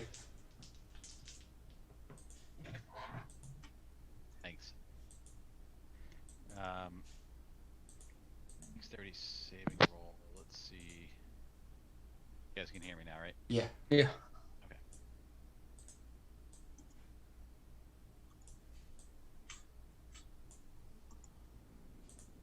Alright, I'm going to use a Flash of Genius to add 3 to my roll. Okay. And dexterity 14.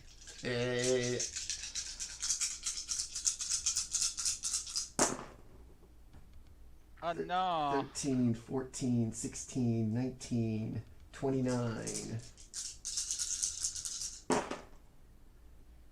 35, 37, 41, 44, 52, 61 lightning damage as it just blasts you with this immense amount of energy and heat, and electricity, as it just blasts through you. Okay, hold on.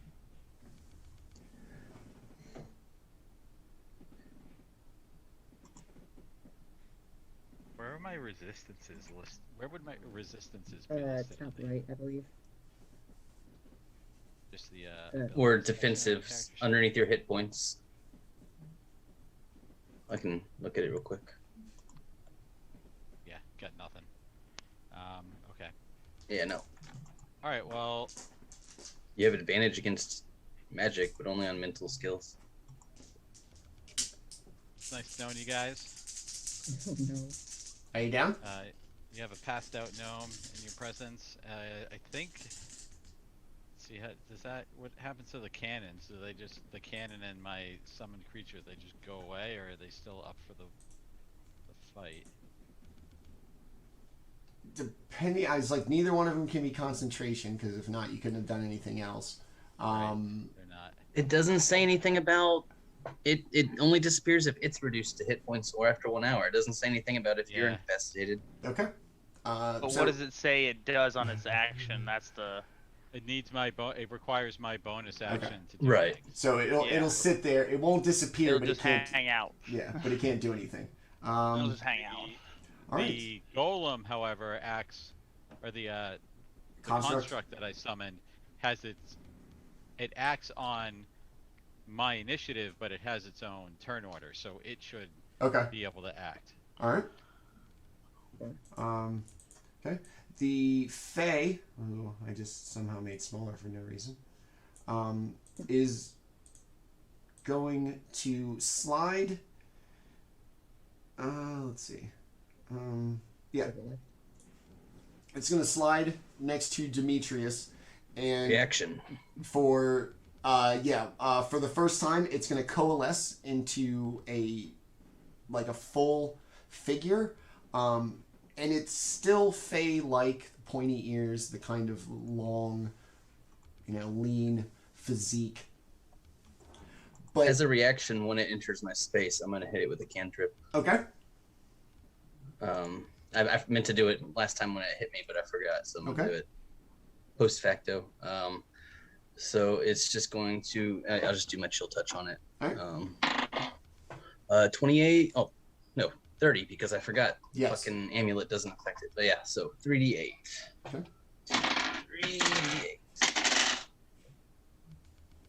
8, 12, 13 necrotic damage, Okay. ignoring resistances. And as you hit it with this necrotic damage, as it coalesces into this shape, its visage is not the kind of beautiful Fae that you would expect, but something quite sinister and darker, almost beneath like the surface of the skin. And give me a quick insight check, Demetrius. I've got a 16. It reminds you of something from the Shadowfell. That this appearance, this outward visage of this kind of, noble natural fae, is really just an illusion. Or, shit, I hate that. Not in the D&D sense, but in the, kind of lyrical, literal sense. And as it does, it gets this cruel smirk. And I'm going to need the Construct and Demetrius to make Constitution saving throws, please.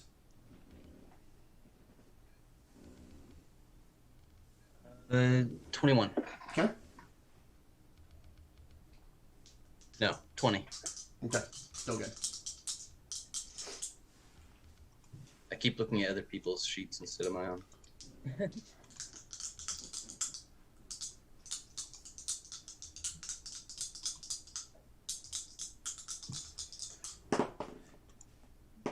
The Fae is going to split itself almost in two beings, and they're going to fly literally into your mouth as this kind of necrotic specter. You're going to be able to resist it. What's the construct doing? The construct disappeared when I fell down. It requires concentration. Okay. All right. So, would you get 20? Yeah. You're going to 30. take. You're going to take 5 necrotic damage as this thing enters your body and attempts to poison you. So that'll be the end of initiative. All right, we're 2 hours in. I hate to do this in the middle of combat, but we're going to take our break right now. That was at the end of the initiative, so we'll start back at the top with Claudius. To everybody who's watching, thank you for tuning in. To all of our new followers and subscribers, thank you, thank you, thank you. We appreciate so much that people want to come out and watch us do this. So thank you for tuning in tonight. I'm having a blast. I hope these people are too. It is 9:07. We'll be back in about 8 minutes, 9:15, at the top with Claudius, still continuing to fight this Dracolich now. We'll be right back. Thanks for watching. We hope to see you on the other side.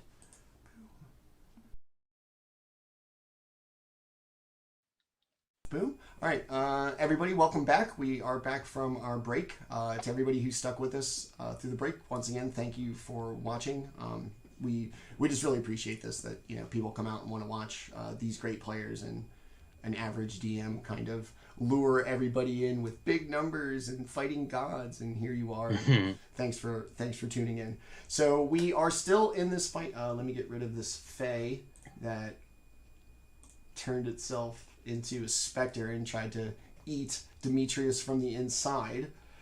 So both of the Fae are now dispatched with, one through its own means, one through the means of the party, which leaves them to this once cool and kind of odd-tempered Dracolich, at least as far as typecasting goes. All right, we will start back at the top of initiative with Claudius. All right. Let's go ahead and just for the frame of reference, let's go ahead and throw this up there. Boom. Yeah.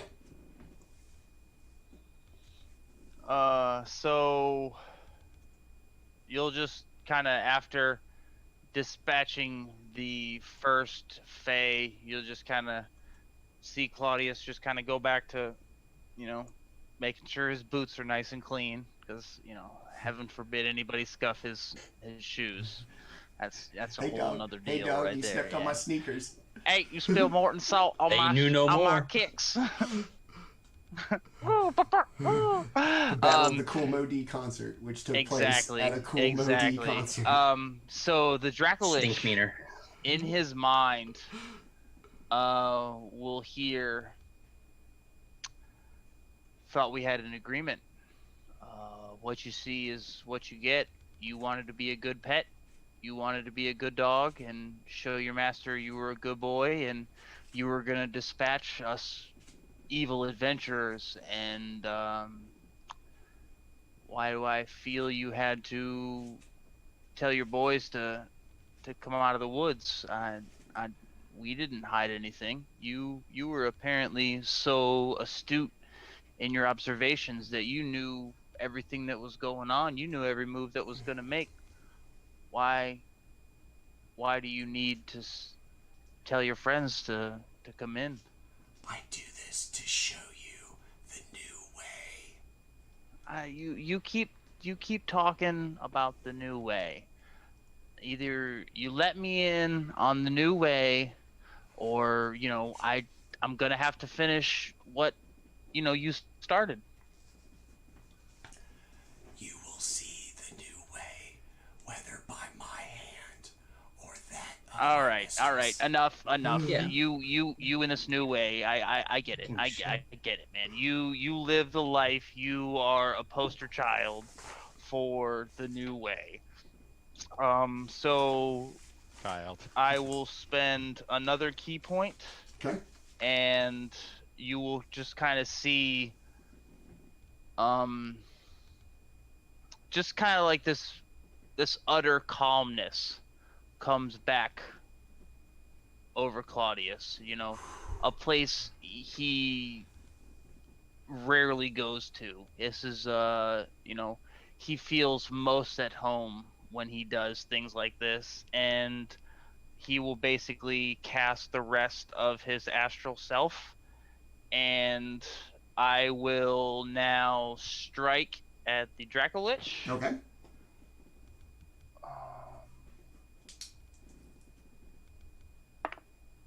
Nice.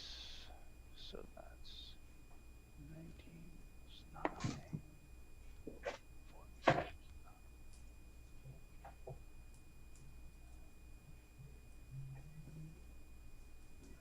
So 18, 24, and 28. Is that damage or to hit? All of them. No, to hit. All Yeah. of them.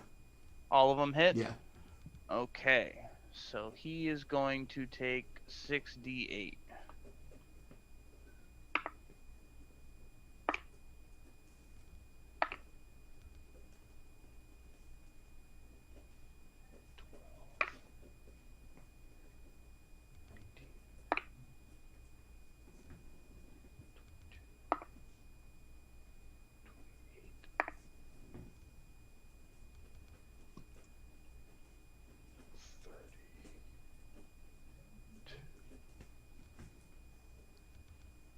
$47 Woo. points of force damage.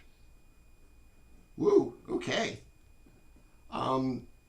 That's a big shot. Go ahead and describe to me like what the impact looks like on this thing. So you'll just kind of see Claudius just kind of like, almost just like when we first walked into the grove, how it just became just utterly quiet, just like a deafening silence. Like you almost get that sensation again. And just kind of, since I'm standing behind it, you just kind of see it's just all of a sudden the Dracolich just kind of like winces to one side, and if you are on the backside of the Dracolich, you just see these just large, just utter, just round force beams just kind of hitting the back of the Dracolich, just almost where his kidneys were, like where the wings connect to the back. He just kind of waylaid into him just to let him know that, him and I were at a point, and I want him to know that this didn't have to be like that.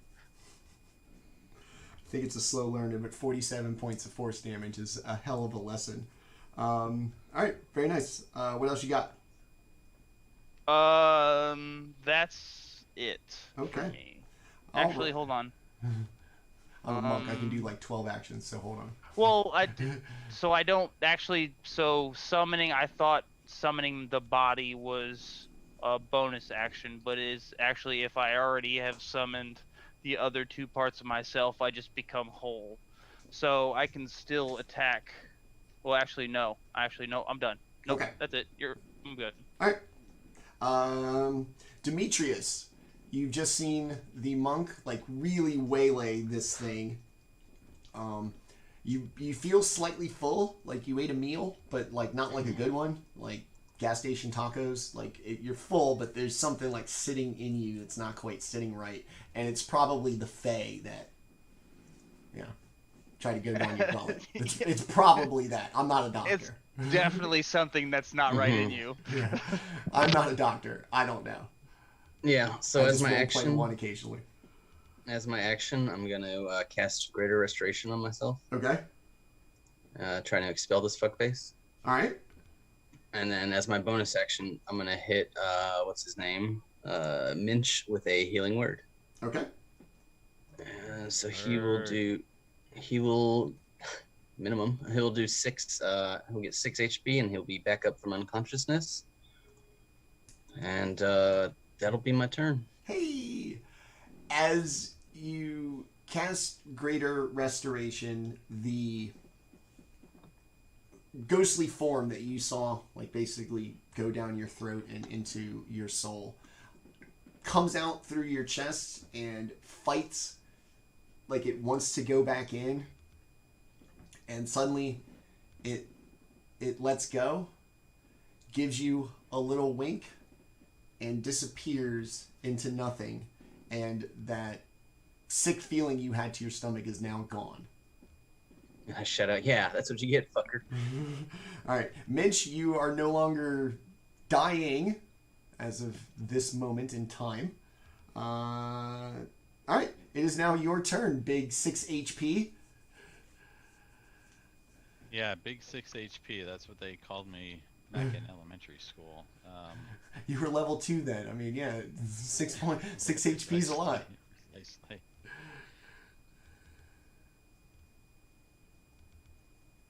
All right, I'm gonna use my bonus action first off to have my Eldritch Force Ballista attempt an attack against Draco Lich. Unless anyone wants to let me know if I missed anything while I was unconscious. It's going to be a 15 to hit. It's not going to get it done. It's going to fly through like the gaps where flesh would be, but now there's just huge gaps in like rib bones, so just straight through the other side. I imagine the Draco Lich twisting and its tethered wings whipping about, its tail swirling around its body, and it's just all sorts of confusion that the Eldritch Cannon can't math its way through.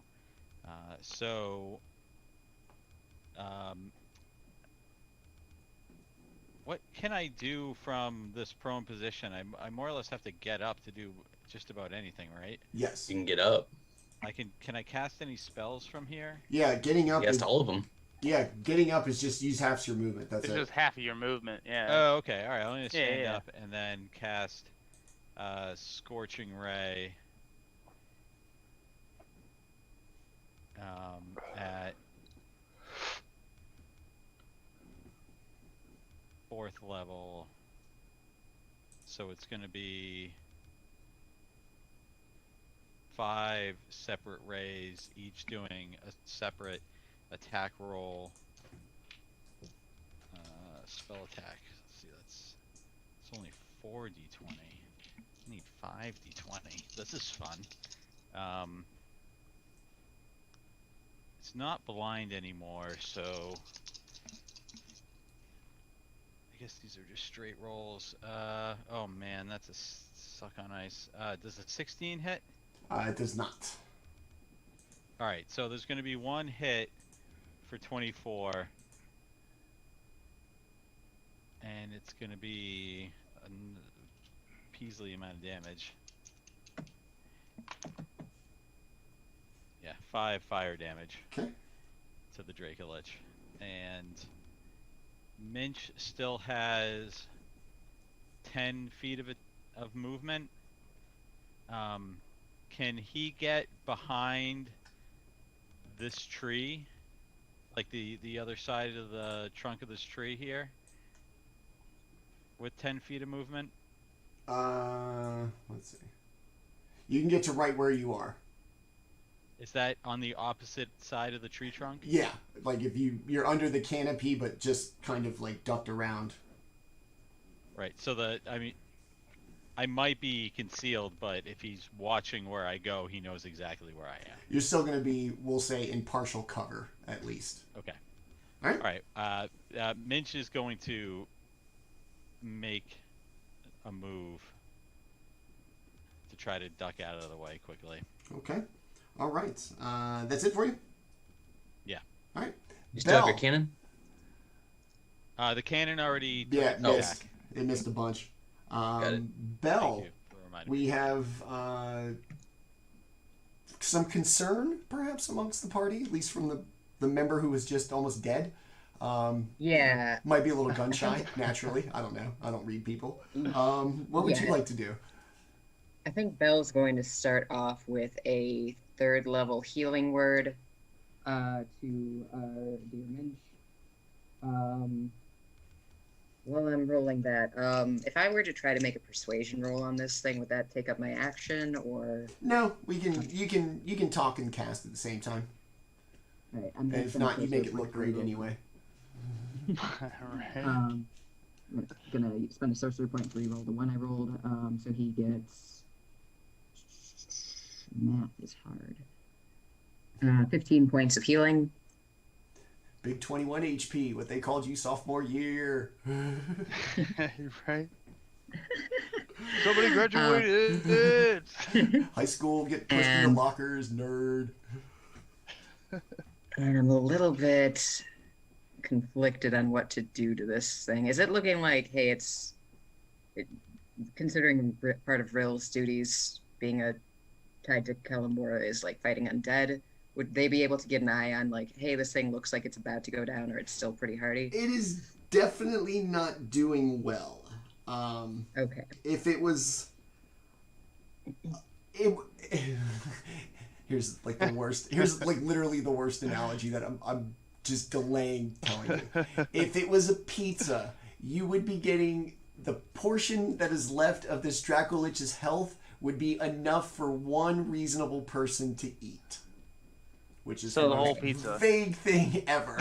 So the whole that's- pizza is what you're saying. It's like enough slices to make you uncomfortable when you're done eating. All right.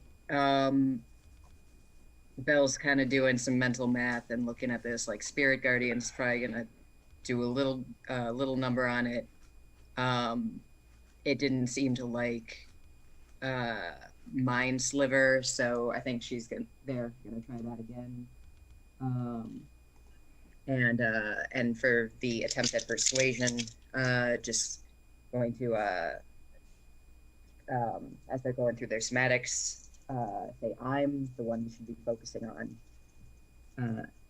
And oh, sorry, I do need a int save 21. Ooh. It's big. It's a lot of things. Book smart is not. Ooh. Ooh, Already got my maybe. dice rolled. Hold on. Maybe there is a chance. No. What'd you say? 21? 21 is the int save, yeah. Yeah, 16 is not gonna get it done. All right. Then that is 14, 19, 27 points of psychic damage and minus 1d4 on its next save. And I think That's a cool that's my turn. Yeah, that's setting the move up for somebody else is a Yeah. powerful Yeah. Yeah, thing. like I said, that is a cool mechanic. I do like it. Playing Belle's grandma, the bard was like, it was all buffing and debuffing. So I've been taking all these things as like, hey, it runs in the family, and it's been fun. Nice. I'm all about like lineage characters, so I I know. totally get that. I totally get that. All right, Belle, what else you got? That's making the end it- of my turn, but that means it's its turn, and it needs a DC 21 will save. Or psychic wisdom save. DC 35. Jesus, that is not gonna get there. About Ooh, to it get got- chewed up by kitty cats It got again. close with a shitty roll. 16's not going to get it done. Not gonna get it done. So that is gonna be. Let me double check. 4d8. Ooh. That is 14, 20, 25 points of radiant damage. Go ahead and describe what your what it looks like as this radiant damage kind of rips through this just impressive specimen. Like, no matter what, something this large and just like this it's impressive. And now through effort, which took down one of the party members, and your kind of devotion to your deity, yeah, talk about it. Bell turns from the vanishing Fae, turns their full focus onto the Draco Lich, and as they're offering this threat to a really what amounts to a mortal enemy in their eyes, the cats all coalesce behind them, and then as one pounce almost a second behind the Mind Sliver, and as they tear through it, they begin to glow brighter and just burst through the bones. Nice. So this radiant light explodes the Dracolich in its last moments. You will learn the new ways, and you will see what they are. As it explodes into this dust, light blinding the party, and as you know, the big flash of light hits you in the eyes and you squint and turn away. When you come back, the grove seems to have lost an aspect of its vibrancy, and the bubbling of the spring is no longer. All of the fruit has truly rotted and fallen off the trees, and this bright green foliage that was marked this as different from the drab and kind of mundane forest that you'd been walking through previously is now dimmed significantly. A booming, thunderous voice projects from what seems to be every direction and nowhere all at the same time. Well done, my children. I am Bahamut, guardian of Mount Celestia, and you are to be tasked with restoring the order of the world and saving the material plane. You have been chosen by the lesser deities to represent the domain of death in its fight against its corruptors. These invaders have taken over the catacombs, the home of the gods of death. Their presence there and their actions threatened existence itself. Other domains have been overrun, but the champions of those domains have thus far prevailed. You must continue the tide of the living. Do not let this corrupter of death convert you. Their appeal may be clear, but their purpose is annihilation. Do not forget that.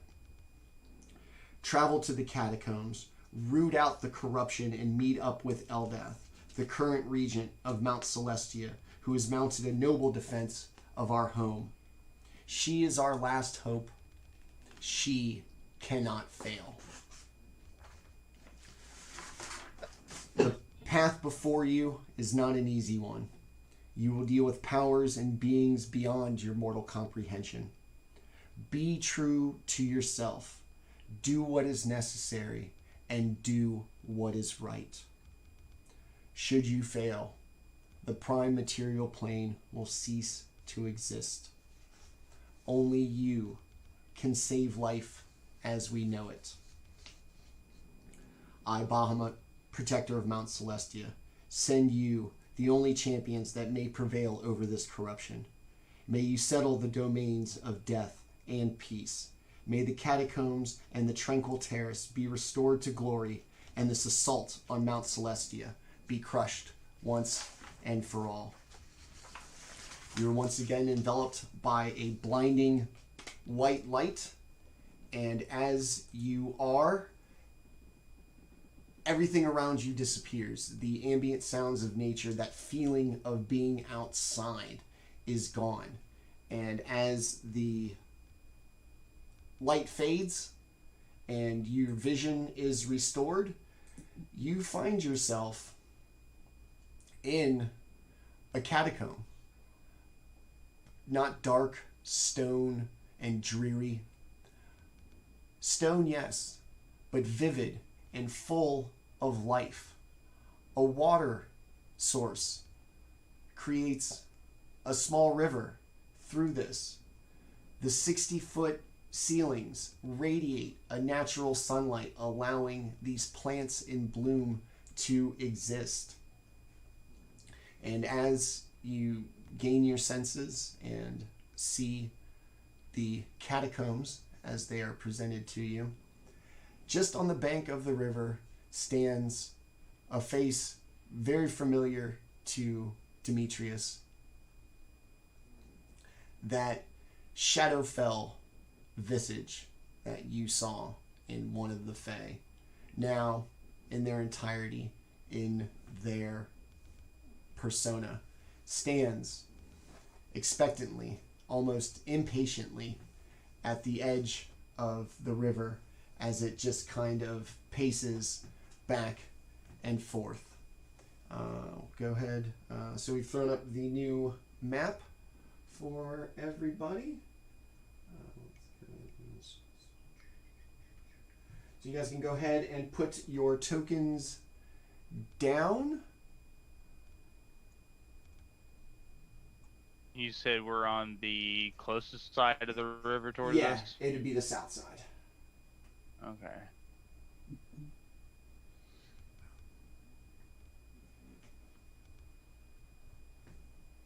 Where's my token? Something. Where's my token? Where do I find Yeah, that? they're on the right-hand side. What? The fist will be the monk, and it'll have like a little thing. Sorry, I'm zoomed all the way in. Yeah, I don't see anything. I put one down for you. All right, I appreciate that. Thank you. No problem. I got you too, Minch. Thanks.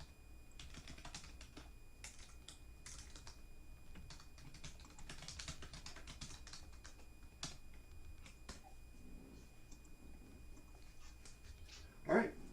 As you all appear, this being, clearly from the Shadowfell, stands there expectantly. Almost the stark contrast to the cool and calm demeanor of the Dracolich. This being seems almost annoyed by your presence. What are you doing here? I'm over everybody coming here, surprised by what they find under the promises of our mistress. I cast guidance on myself, ready for a fight. Okay. I was going to ask if you were Elbeth, but I suppose not. I am Nintra, herald to the god of death. I am the last one who serves as a purpose, not as a choice. This is my fate as commanded by the Raven Queen. I must serve whoever sits the throne atop the domain of death. This usurper is not worthy of their chair. And as she finishes the sentence, you can see this kind of jerk and a grimace on her face. My mistress does not appreciate my free will of thought, for I am not here by choice. Why are you here? Why is the goddess of death interested in you? And she points this black, long, pointed finger at Demetrius. Why would the goddess of death be interested in you? I've studied and followed the gods of the domain of death for my entire life, and I've distinguished myself among the others of my order by killing 100 foes and saving 100 allies in one day.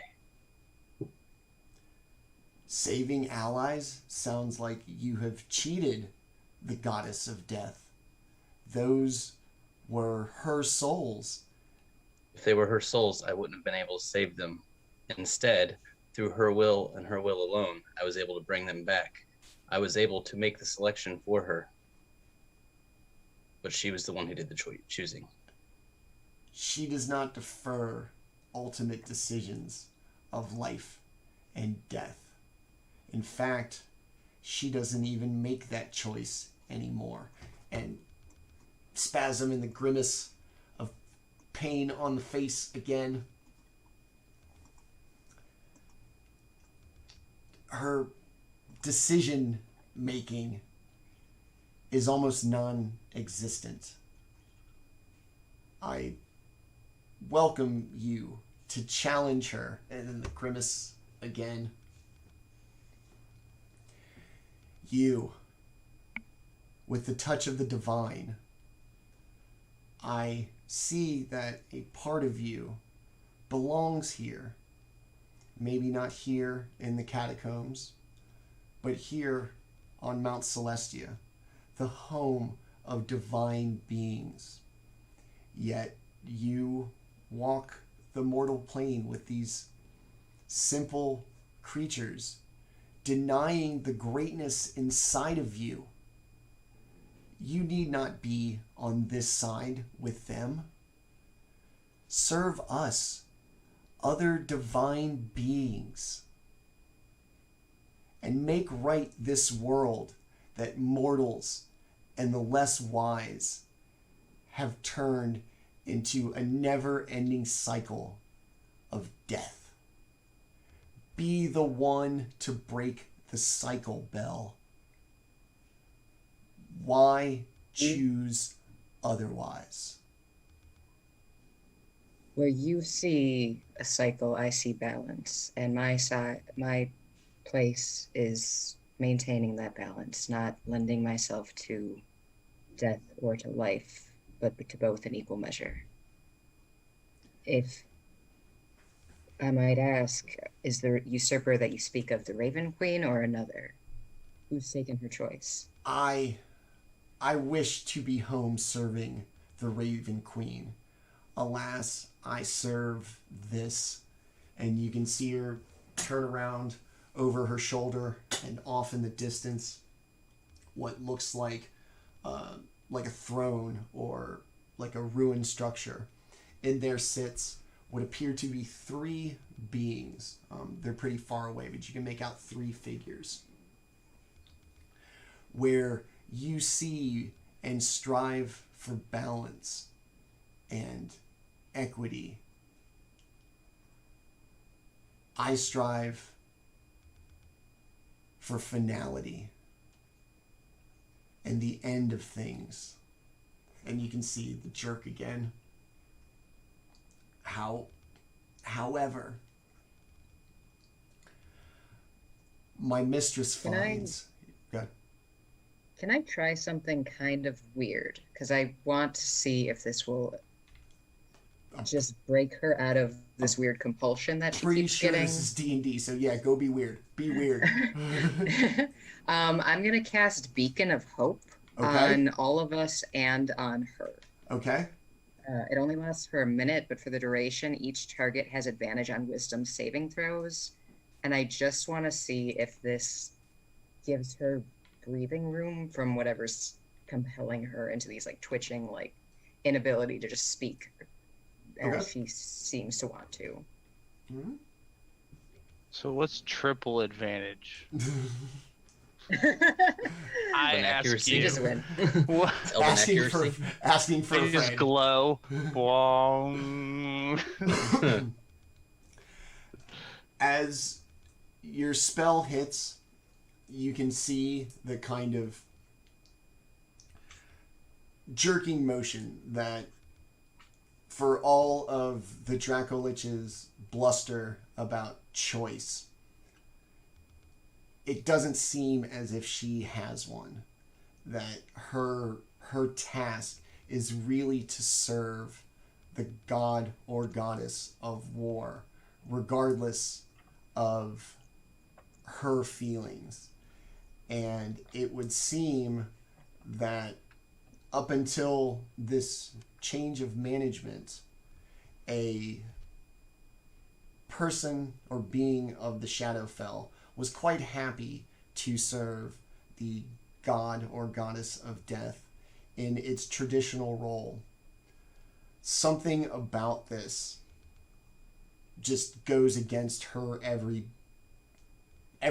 ounce of her being, and she only serves because she has to.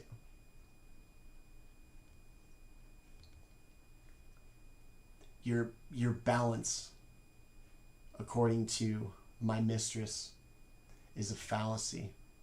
It is a quest for equality that need not exist, for everyone to say that the darkness needs the light.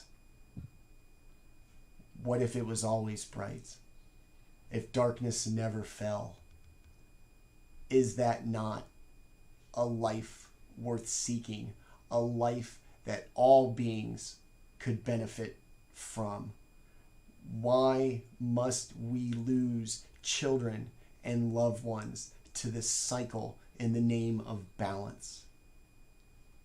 You come from a strong line, a family, a lineage of great power. Imagine your descendants having the benefit of all of their ancestors, all of their collective wisdom, all of their collective charm, if you will. That is what my mistress promises. That is the new way. That is the life that she seeks. And if you chase this balance like scales, you will find yourself in the darkness, blasted away by her radiance. She turns to Minch. You. I know who you are. The destruction and the pain and the sorrow that you indirectly have caused by bringing about these instruments of war. You don't seek balance. You seek to be on the side of the light. You are troubled by the fact that everybody sees themselves as the light and uses your tools to destroy, causing nothing but pain. No real winners of war. No war to end all wars. Simply the perpetuation of a cycle of violence. My mistress wants no violence. She wants peace and goodwill and eternal life for all. And for that, she is branded a usurper and a corrupter. She is not these things. She is these things to the Shadowfell, where we exist in darkness. She wants to bring the world to this light, and you stand in her way. What say you, designer of destruction? How many souls is enough? How many souls have died for your ideas, and how many more need die? Do something about it now, Minch. Serve her. The choice is yours. What say you? So as Minch listens and thinks about his response, the force ballista that is still by his side kind of sidles up, cowering almost in fear at the speech that is being levied toward Minch. And it occurs to Minch that his inventions can create great admiration and companionship across not only the people that he initially seek to serve, but between him and between mankind and the inventions themselves. And his response to Harold is that what good will serving you do when even my own inventions still spark light into this world without your help?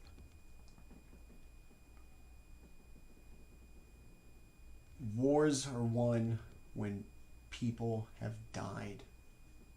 If nobody dies, then war serves a purpose no longer. As the ruler of the domain of death, death is what she makes of it. What if she was to make it non-existent? You would not carry the guilt of the damage and the pain and the sorrow that you have caused, for there won't be any more. These instruments will carry on beyond your pathetic life and cause thousands, if not hundreds of thousands of lives, even after you're gone and unable to carry that burden. Somebody will still have to carry that sorrow for a lost child, a lost brother, a lost father. She offers the opportunity for nobody to have to carry that burden, least of all you. And you will have a say in it.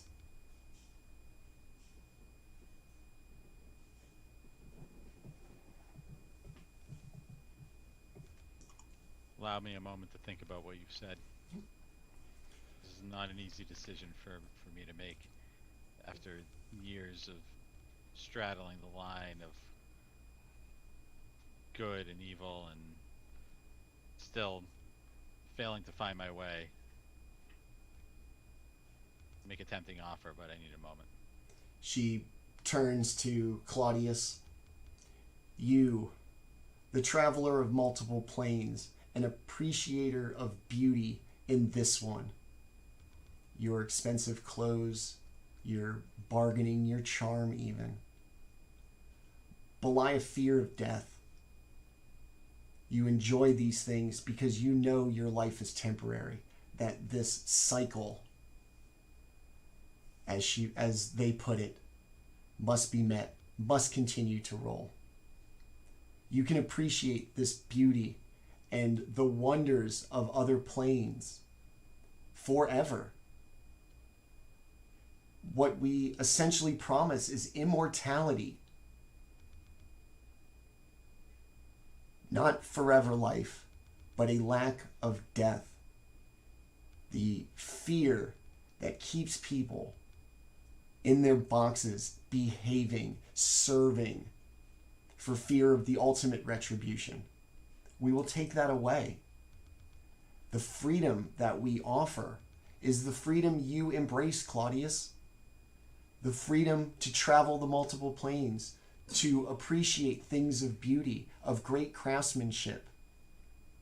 Why settle for a century when you can all have eternity?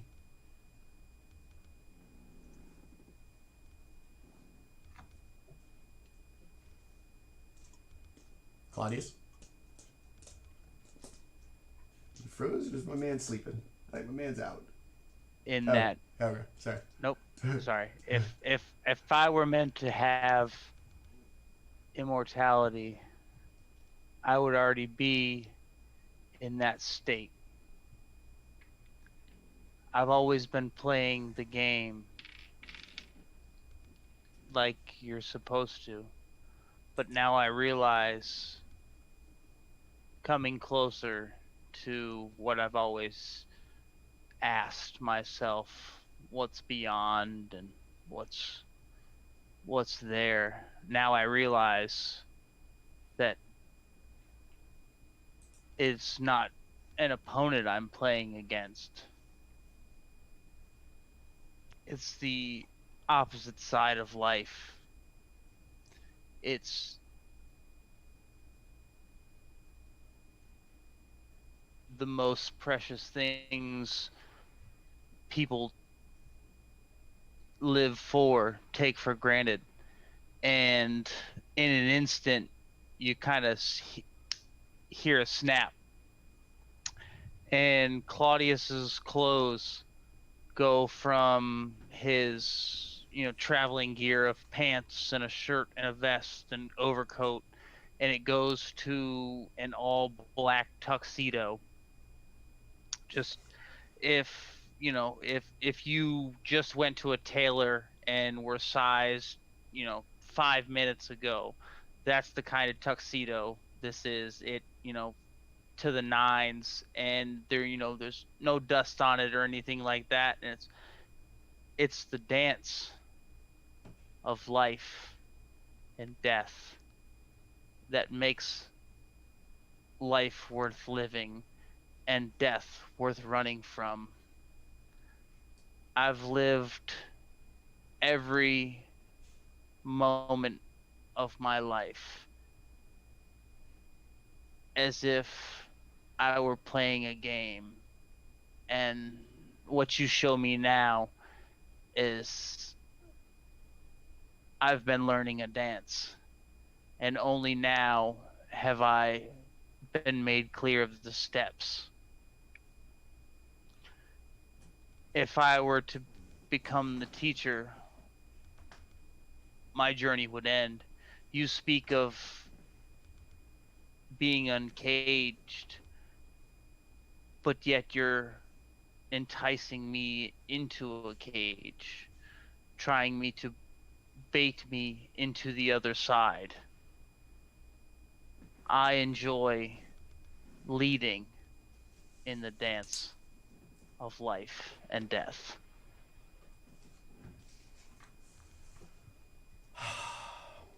Very well. Minch, be the voice of reason.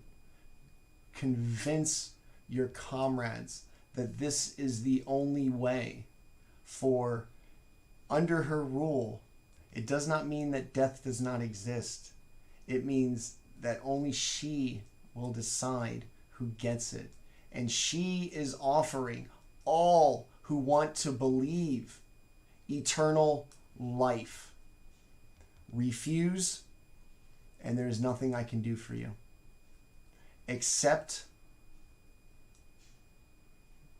live out this new way of life. Take the glory that will be yours for accepting this way of life for the entire material plane. Do not be Minch the Destroyer. Be Minch the Savior. Or, sadly, and she turns and looks, and as she does, the three figures stand up and are going to walk just a little closer to the edge of the platform. Kind of straighten their robe.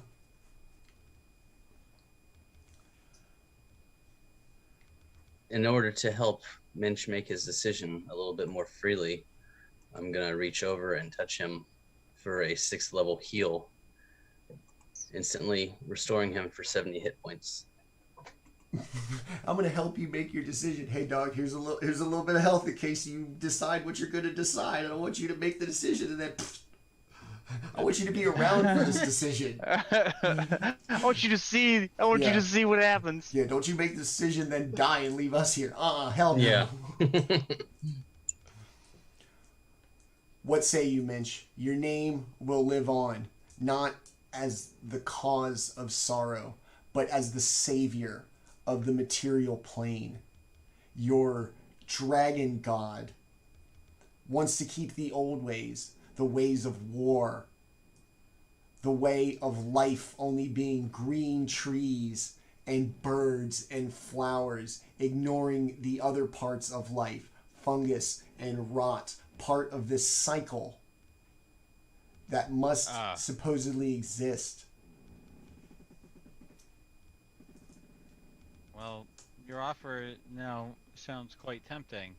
Will I have an opportunity to undo the things that I have done and reshape them into the things I wanted them to be?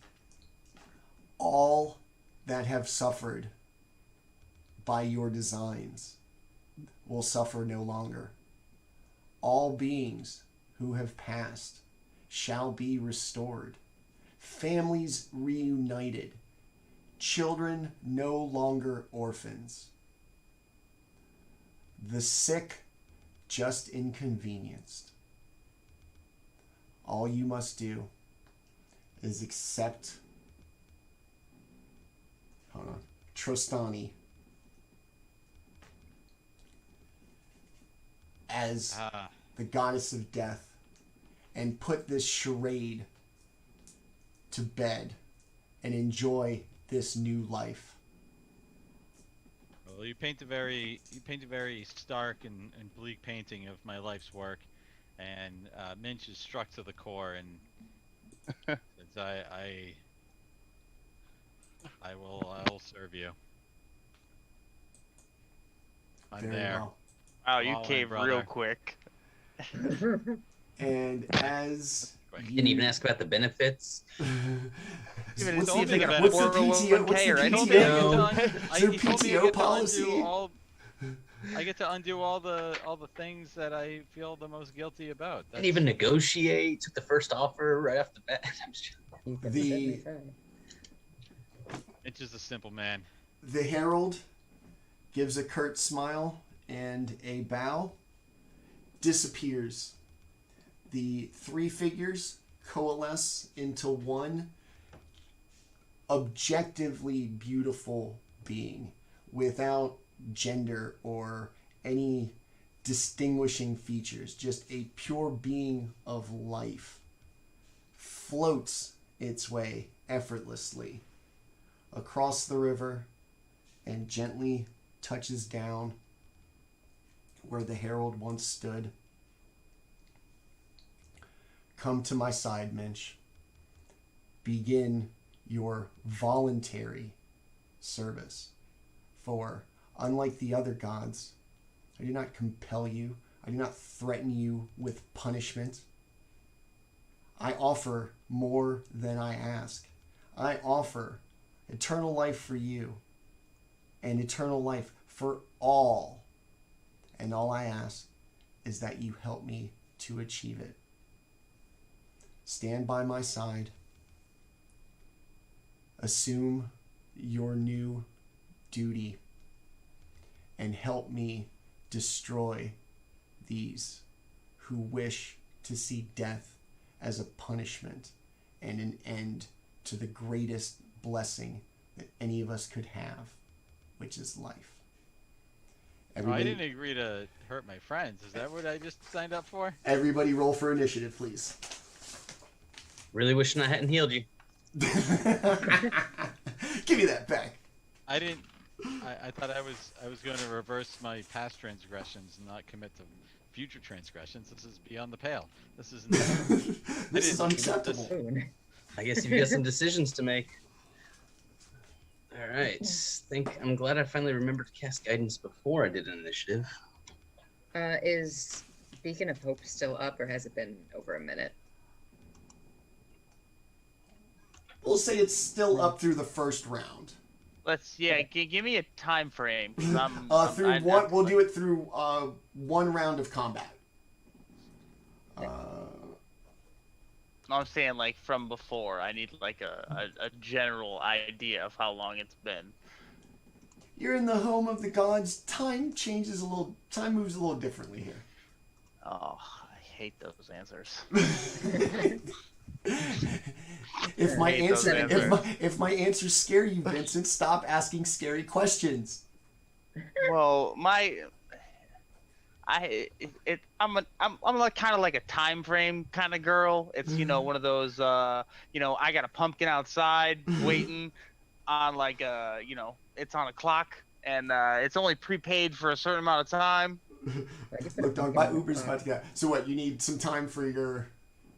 I mean, it only takes me a second or two. I just need to know how long it's been so that way I can preemptively or make it cool due to story. 17 for my initiative. 23. 21 for me. So sitting at the bottom of the order. Minch? 21. Okay. Yep. I'm going to go ahead and What's assume. your dex? Yeah, I'm going to go ahead and assume Claudius is higher. Yeah, probably safe bet. The monk over the artificer, unless you're particularly nimble about the shop. I got 4. You got any? No, Manny's right. What? You are nimble around the shop? No. You're in initial instincts. Hey man, I like to meet other nimble people, dude. It's what. I mean, you were the one that gave the speech. Part of your speech is a dance. I bet you do. There's you got to be elegant about shit. If you're gonna talk, if you're gonna talk to a dead dragon, shit. you gotta pull out. Like I told you earlier, man, he is confident. All right. You got to be elegant about shit. Awesome. All right. So this beautiful gender-neutral creature that stands there with this peaceful voice and hand outstretched to Minch, asking him to take it, stands before you in very simple green linen robes, befitting of a fae or a druid, somebody in touch with nature, embodying the lively, bright side, more of the spring season. Stands there, expressionless face, radiating just this absolute beauty, and as it lands, the grass around you grows evergreen and thick and lush. The water begins to kind of recede in and out like the tide. And the light from the ceiling of this still enclosed room colors the catacomb like a beautiful sunrise, full of optimism with the life of the day to come before it. Demetrius, first to act. Yeah, Demetrius isn't believing any of this. All of this sounds too good to be true. I just don't think I'm buying it. So I'm going to, with my bonus action, bring up my spiritual weapon. Okay. Hammer of Justice crushes you. And for bonus action attack. Okay. The 22. To hit, 24. yes. Yes, both. 22, It'll yes, be- 24, no. Yeah. Multiples of 12. 8 force damage. Okay. And then with my action, I will hit her. I guess I'll just hit her with a chill touch. Okay. It'll be a 13, 23, 25 for 3d8. I'm just going to use D&D Beyond because it's too slow. And then plus an extra d8 for potent spellcasting. So that will be a total of 10 necrotic. So yeah, whatever I said before, force and 10 necrotic. Okay. As you hit with this necrotic damage, the beautiful, genderless being for Oh, no, run away. a brief second has just this, as if like an x-ray was taken. You can see inside under the flesh, and it is black and it is dark. There's no aspect of light from within. And as it takes your necrotic damage, looks you deep in the eye. What makes you think I fear the damage of death? And this black visage and soul is suddenly returned to this more vital, this much more beautiful being that seems to have healed itself on the power of the energy of death. Well, that sucks. Yeah. Yeah. All right. Has he even taken damage? It's fine. All right, Demetrius, what else you got? Can I poop my No, pants as a free I already action? ended my turn. Okay. I already ended my turn. All right. I think that's an interaction with the environment, right? Um, I think he's already. I think Jeremy Crawford already made that as a free interaction with the environment. Crying is a free action. All right, Claudius, it is you. This thing stands before you, just as the Dracolich did, peaceful in a very kind of proper, straight up posture, making slow, kind of fluid movements. What do you want to do?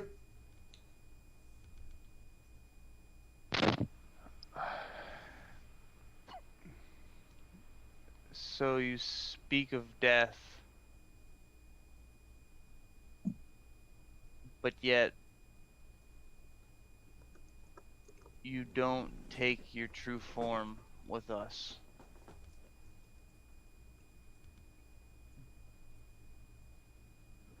Why do you not feel inclined? I am a god.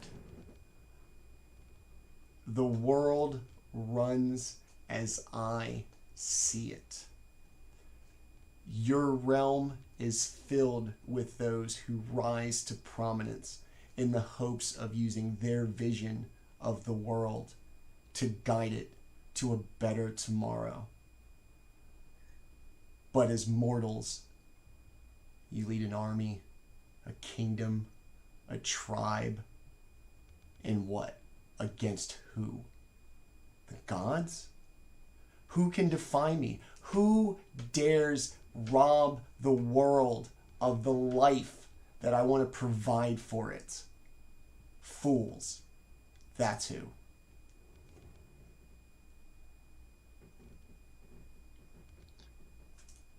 Are you not the god of death? I am the god of what I say I am. The goddess of death only exists when opposed by a god of life. You have chosen a new god of life, Yeshua, and her companion. I choose the same that Yeshua chose. Life, happiness, eternity. That's what I choose. These labels of life and death are meaningless. I choose death to look as I see it. I see it as unnecessary, a barrier between all living things. Families, understanding, all of these things only diminish because of death. Exactly. Isn't that why you toil in such menial things? Isn't that why all of the gods play their part? They played because their part. Boredom is a part of what life and death is. Boredom and happiness and sorrow, those are all feelings. Life and death, those are all uncertainties. The feelings you can't get rid of. Is that true? Memories fade. Feelings fade. Legends and myths fade. Because those who know them inevitably die. the wisdom that Minch passes along, were it not so effective at destroying the life he sought to preserve, will endure because it takes life. It will go on forever unless I stop it. But then what is life for? But not to live and to die. To just live. The best part. Nobody looks forward to the end. There's nothing to look forward to if it never ends. It is a never-ending song. It is a dance that goes on forever with someone you love. That is not a true dance. A dance has a beginning and has an end. You may never ever want it to end, but it ends. That's the true sorrow of something that is fleeting. It ends when I say it ends. That's the power you have. That is the power we can all have. You make those choices.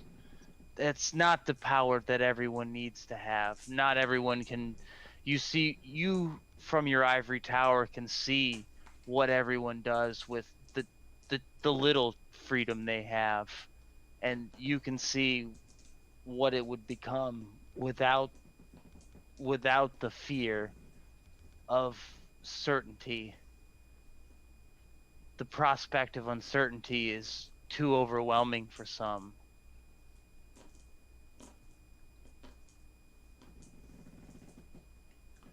You need not worry about it for much longer. And she's going to cast her legendary action.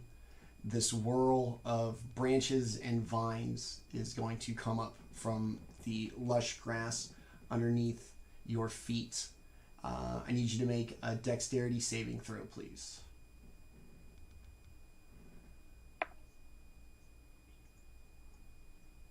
On fucking fire this evening. Not even gonna lie. 26. Woo. It's actually a 24 to pass.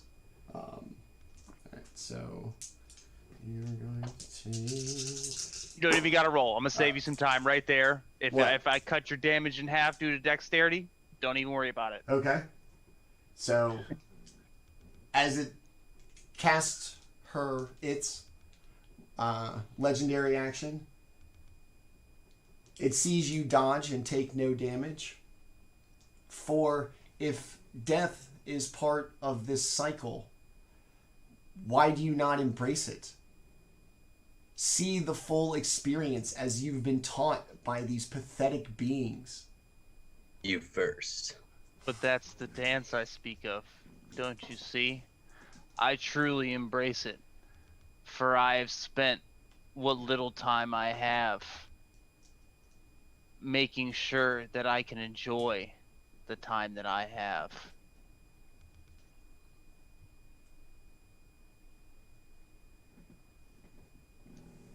Just looks dismissively at you. Are you going to conquer and live this dance, or are you going to delay it, holding on to life, fearful of what is to come, your destruction, that you sit here and blabber on and on and on, delaying the inevitable, because for all of your talk of the cycle and the dance, you are afraid of something that need not be, that you have the chance to end. And if you're so interested in this cycle, perpetuate this cycle, end my existence, sit atop this throne and do better.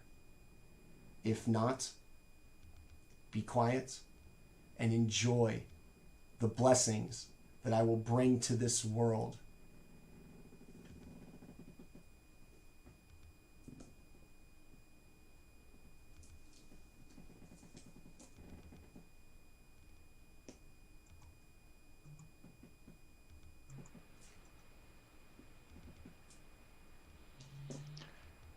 Womp womp.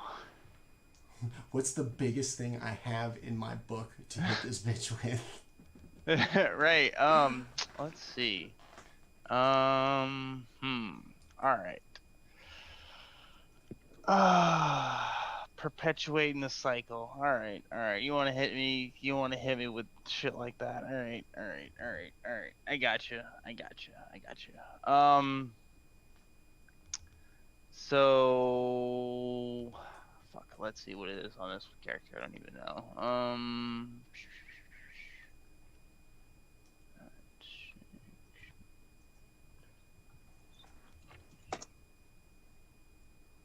Sorry, y'all. Conversation, really gets the brain flowing. So, Damn, this is a long turn. Yeah, you're right. Yeah, they're talking real fast in 6 seconds. Yes, let's go. Let's go. Con save for me. Okay. Ooh, I don't know. 21. All right, you're good. Okay. No half, no And nothing? that's my target. That's my turn for this round. The goddess looks at Minch. You have made the right choice. The world that you will bring about will be all that I have promised. Help me dispatch with these non-believers. Whoa. Hey, wait. And she looks like expectantly This isn't what I at signed you. up for. Did you not This isn't sign what- up for perpetual life for all beings? I thought it was perpetual life for me and then relative balance and peace for everybody else. But what you're explaining here is that I have to kill all my friends and I'm going to live in even further guilt than I already have been feeling guilt for the past decade and a half. I can't do this. I can't do even more of this perpetuation of death. I renege on the contract. I back away from you and your foul, deceptive and deceitful negotiations. Then Of none of it. I accept death. Cast your lot with your friends. Be destroyed. Be the last beings to die in this world. I mean, that's all I can say. Think me and my friends have anything to say about it, it'll be the other way around for you, Buster. What do you want That's to do? it for you, Buster Brown. And I don't know. Should Minch strike first against all of his better impulses here? I think other people have already smacked at her. Yeah. We've already given her. Yeah, we've already reverted to blows. She wants to, they want to, revert to childish name calling now. So, we're. Okay. And I should still have my little robot buddy nearby, right? Or did he not come with cannon. me through The cannon, my yes. Your ballista. So the ballista should still be within 5 feet of our friend here. So I'll use my bonus action to make a force ballista attack, which is going to be a 16 to hit. Okay. No.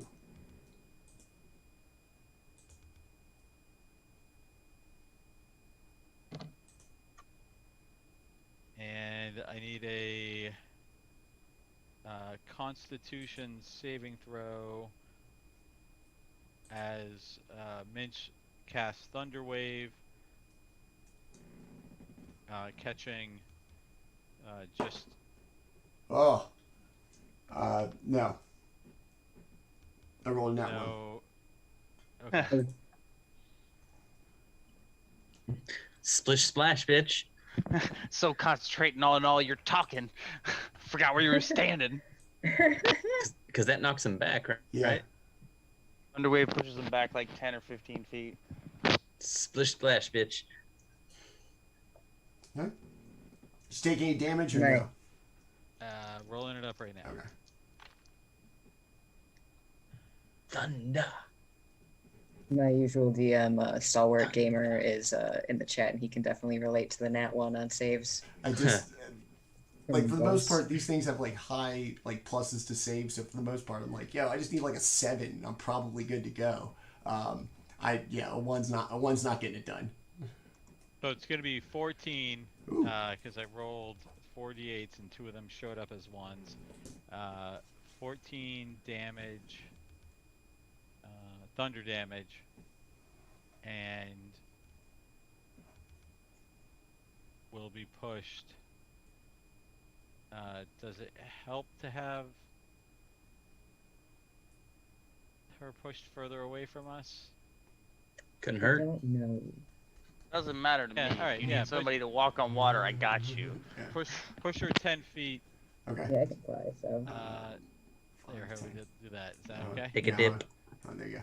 I already moved it. I moved it 15, so I just moved it 1 closer. Oh, okay. So that's Okay. that's fair 10. And as your thunder wave hits, she has this exceptionally disappointed look on her face. For all of your smarts and for all of your foresight, you lack the vision to see that this is the way.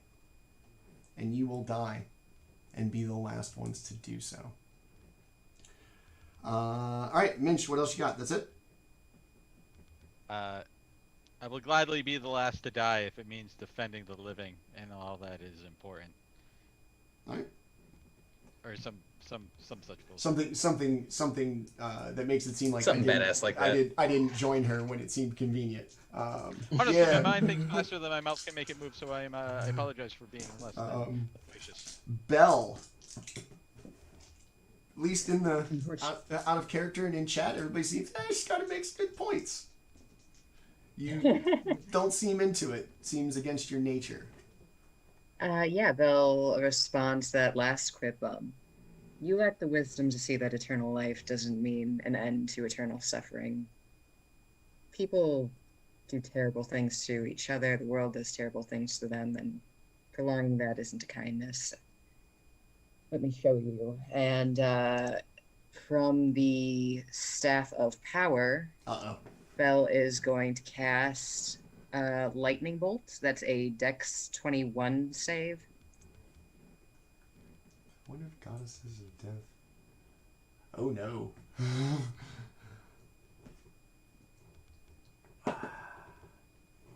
5th level version G. 7? That will not pass, unfortunately. So Ooh, that's so close. 10d6. Whoa, hey now. Don't worry, I have enough. Shadowrun gamer, maybe? No, I just like pretty quick facts, and we played Dragon Age. That my partner runs. It's like in Warhammer. Out of curiosity, can I use my sorcerer stuff on a staff spell? I'm guessing no. Like your meta magic? Yeah. Yes. Oh. Yep. We looked at the magical item as more of a focus, like a spell focus than like its own kind of thing. Alright, then I'm gonna use Empowered Spell to reroll 2 of these. I did not quite make it over half. Nice. 18, 23, 27. Let's just make that 30. 45 points of lightning damage. Wow. As your lightning shoots forth from your staff of power, hitting this beautiful being offering you eternal life and a bunch of other charming, affectionate things, it still stands there expressionless. The damage toll it has taken has made it much less attractive. And this being that seemed to be all about life and eternity suddenly has a much darker and sinister kind of undertone to it as the facade of this beautiful, loving creature begins to fail. See? We've all got both sides inside us. Demetrius, how are you feeling right now? You all set? I'll do healing word on Demetrius at actually, since that's I would have to do a cantrip as my other. Oh my yeah, bonus you action, already wouldn't cast a spell. Yeah. Yeah, never mind. Well, bummer. Yeah. Just to let you know. Bummer. Actually, right. for my move, I will get a little bit out of the way just so we're not all lined up. Okay. Let's go over here. This seems like a nice little island. All right. Very well. The god or the deity, and we'll keep it gender neutral here, is going to slide over. Somebody keeping it gender neutral. You sure switch back and I forth. know. I'm trying to be Damn better about it lot. because I was like, it played out differently than I wrote it. Floats over effortlessly and gracefully next to Minch. You had your chance. Now, might I suggest you carrying through with your pledge and killing your friends. They are going to cast Suggestion on you. You have advantage. And your... Where is it? I need a... What is it? A wisdom saving throw? Yep. Okay. Wisdom saving throw, please.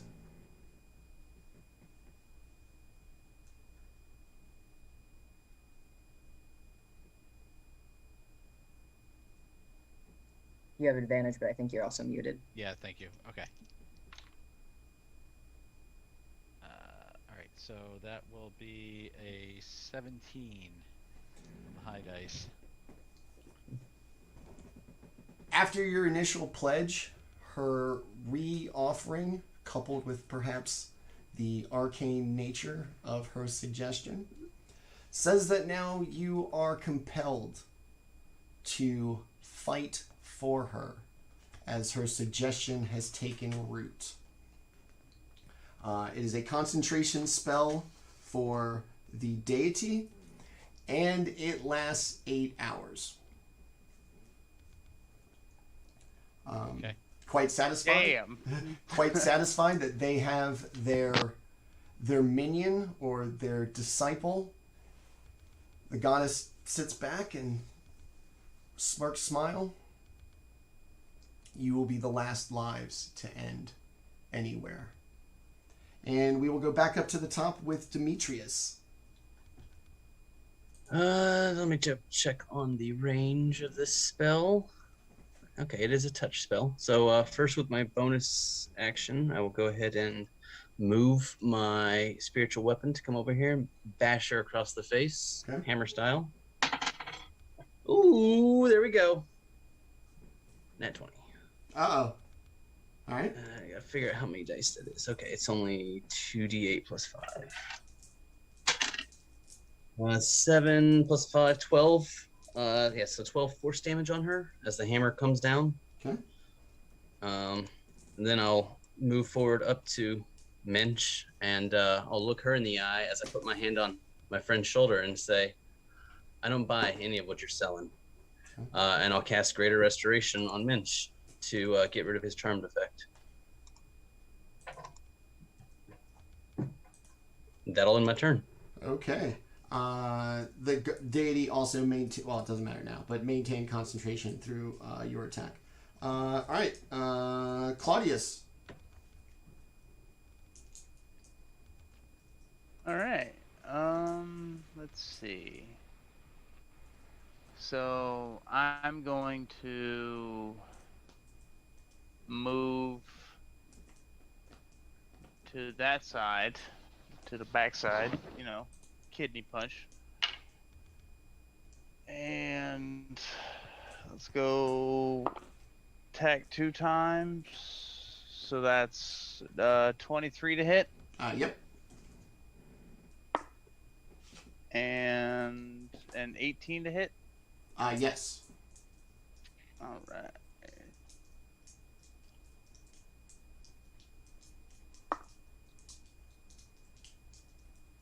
9.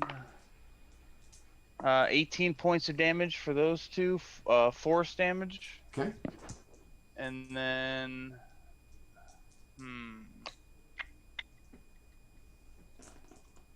let's go ahead and flurry of blows and 2 more attacks. 26 to hit. Yep. 16 to hit. 16, no. No, okay.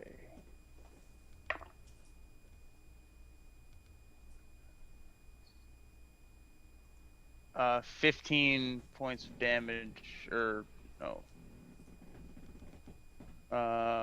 13 points of damage, sorry. For that hit. Okay.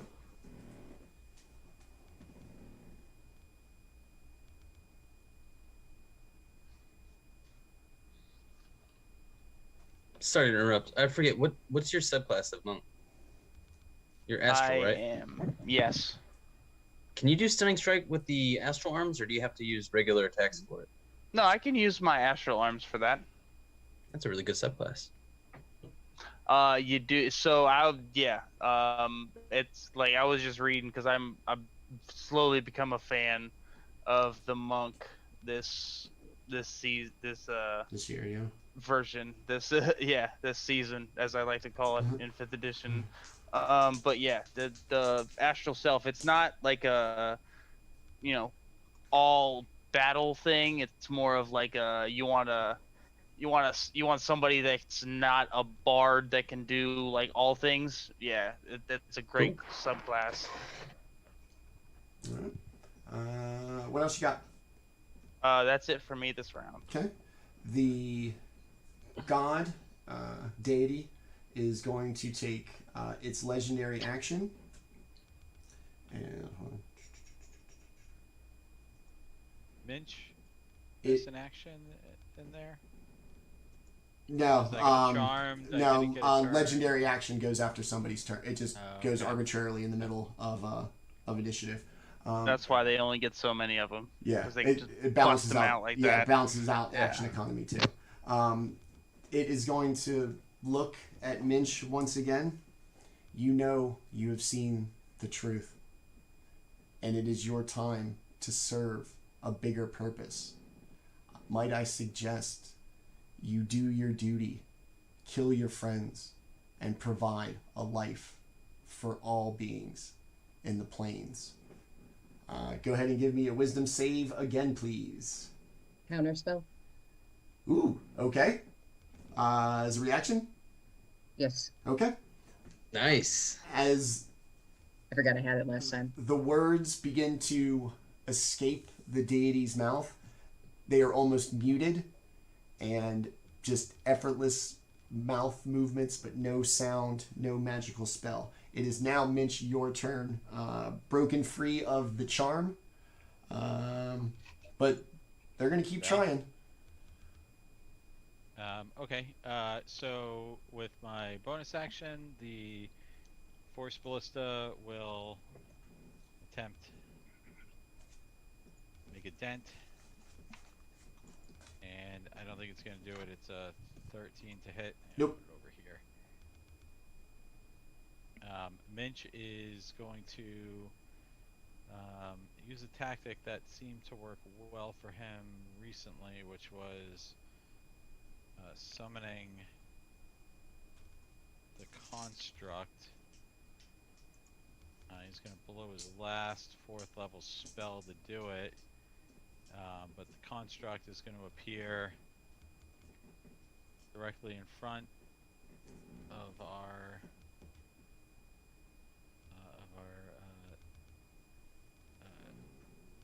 death-defying friend, and will take before Minch ends his turn, he is going to make a run for it and duck behind the stone wall, actually on this opposite end of the structure here.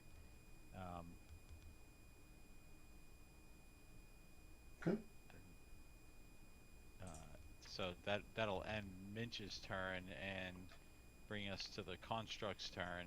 Okay. Who will make 4 slam attacks.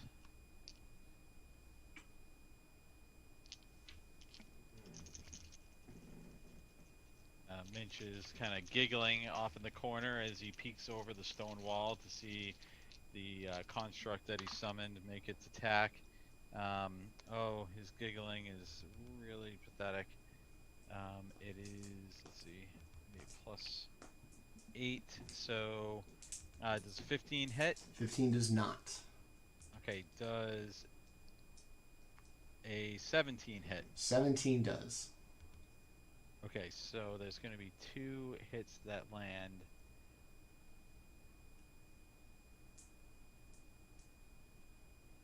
Oh, I did the math there wrong. It's going to be 1 hit that lands. 1d8 plus 4 plus. Alright, so it's the damage that is.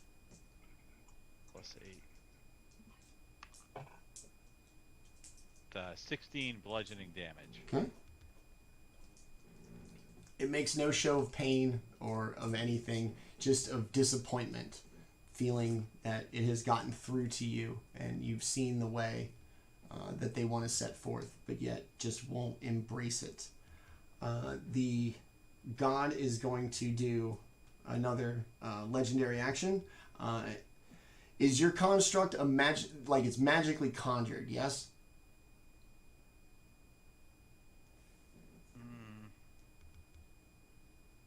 It's an artificer spell. I would say, yeah, it's magically conjured. And you said you cast it at 4th level? Yes. Okay.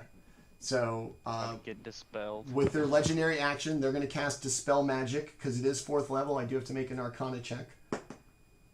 17 is going to pass, so your construct is now gone. That's going to be the end of their legendary action. It is now Belle's turn. Alright, I'm gonna stick to a cantrip for my action so I can give some healing out. I'm gonna go with Mind Sliver for that 21 int save.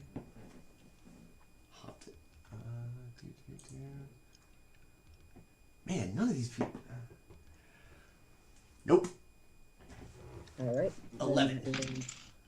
Ooh, that's all 5s. That's 15 points of psychic damage. Nice. And minus 1d4 to next save. And then I have never used Mass Healing Word, but that is a bonus action, but I think we're good. I think Demetrius is the only one hurting right now, so I'll do Healing Word at level 4. Okay. Thank you. Of course. You keep helping The me rest keep of guys the rest up. of you I'm are helping fine. you What do I get? Using a sorcerer point 3, roll 1. Bump it up by 1, I guess. That would be 11 plus. That'd be 17 points of healing. Excellent. Thank you. Not a problem. Nice. How many sorcery points do you have at 15 anyway? 15. 14. 14, yeah. Because I'm only a 14 level sorcerer. Sorlock. Got it. Got it. Okay. Yeah. I was just curious. I've never seen him on this side. All right. Belle, is that it for you? I did that. Action, bonus action. Yeah, I was just thinking about if I want to move anywhere. You don't like melee too much, right, Demetrius? Prefer not to melee. Then I'm gonna move in between you and her. Well, that's mighty kind of you. All I right. got a pretty high AC. So. Yeah, you do. Okay. Yeah. And I have shield. Well, that makes it so that I don't have to use my movement and take some opportunity attacks to get it. Yeah, that's fine. Seeing you helping and kind of somewhat embodying this idea that the deity has put forth, they wry little smile,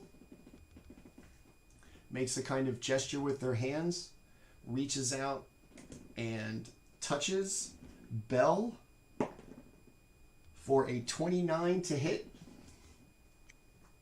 That's gonna hit me no matter what. So yeah. Okay.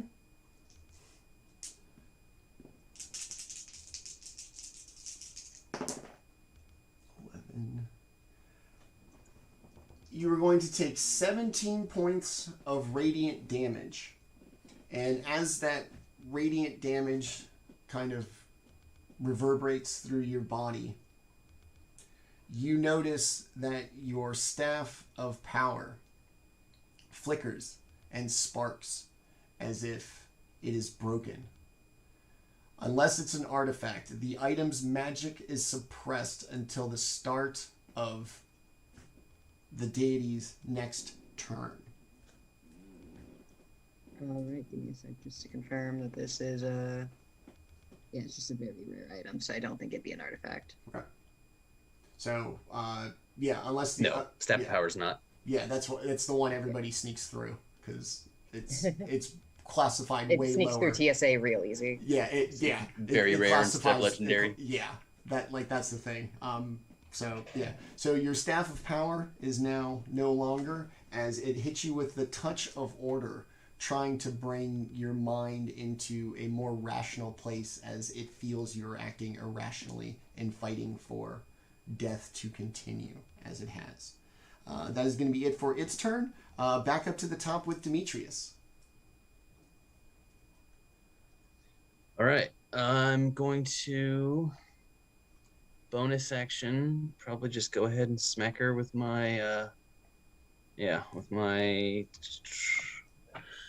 spiritual weapon.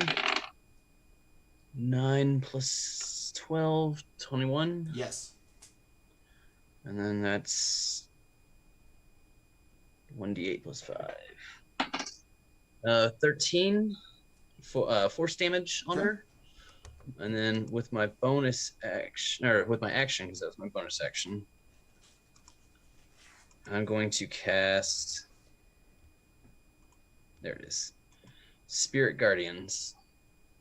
I call forth spirits to protect me. They flit around me for a distance of 15 feet. I am designating all of my allies and any of their summons to be unaffected by it. The god's speed will be halved while within 15 feet of me, and she needs to make a wisdom saving throw or take 3d8 radiant damage.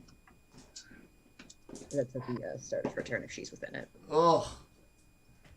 The first time she enters it, or at the start of her turn. So yeah. Yeah. So not right now. Okay. Yeah, correct. Good, because that 6 is not. Oh, we're gonna let that ride though, right? I'm gonna let the damage dice ride. We'll wait for it to come around, but you're keeping that 6, homie. Yeah, 17 is the damage. All right.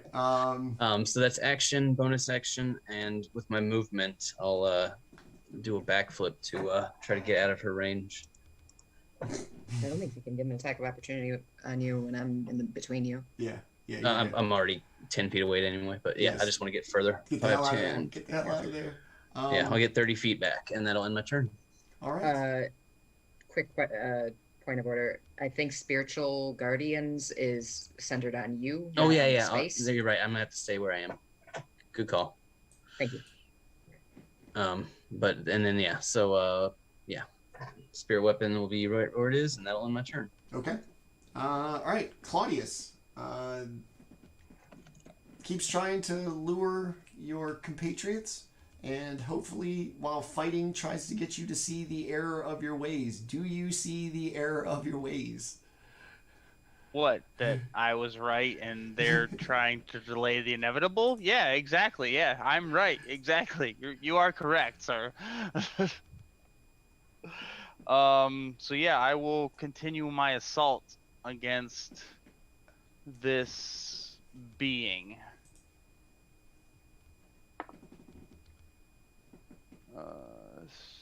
17 plus 9. So 26? What is that? 26, yeah. Yes. And then a 19 plus 9, so 28. Yes. All right. So at the same time, can you make a con save for me, please? All right. This is one of the ones we're proficient in. and we roll a fucking nat 1. You are now stunned until the end of my Yes. next turn. Yes. Shit. Okay. So oh that man, is... so it's gonna go through one time and no legendary actions. Okay. Yeah. Oh, God. So you Auto are now crit from basically 5 just feet. standing. Oh no, that's paralyzed. But advantage so- on every attack, right? Yes. Well, you're already advantaged because there's so many allies in melee range. But yeah, you have basically double advantage right now. So if you wanted to, you could just like come up and like just start poking, just to lay it really into them. Kick out their feet from underneath them, just disrespectful shit. Yeah. All right. So hold on. Okay, I was like, do you want to do more because you basically just. Oh no, ended my I got monologue. damage. All that damage that I'm about to do, it's like it's still a stunning strike Okay. on top of on top of the damage, because it's like if I hit, I get to choose if it's a stunning strike. Oh fuck yeah! And my dice is actually doing all right. So that's 22 plus, so 32 points of damage for those 2 strikes on top of being stunned. Okay. And then, what'd you think? Another key point? Why the hell not? And then 2 more strikes. Okay. I'm about to do some cheeky shit. 15 to hit? Damn, with advantage? With advantage, yeah. Oh no, Yeah, not yeah. with advantage. Yeah, yeah. I was gonna say, I only yes, heard one. Yes, one with math roll. advantage. 15 to hit? No, with advantage. 23 or yeah, so 23 to hit for 1. Yes.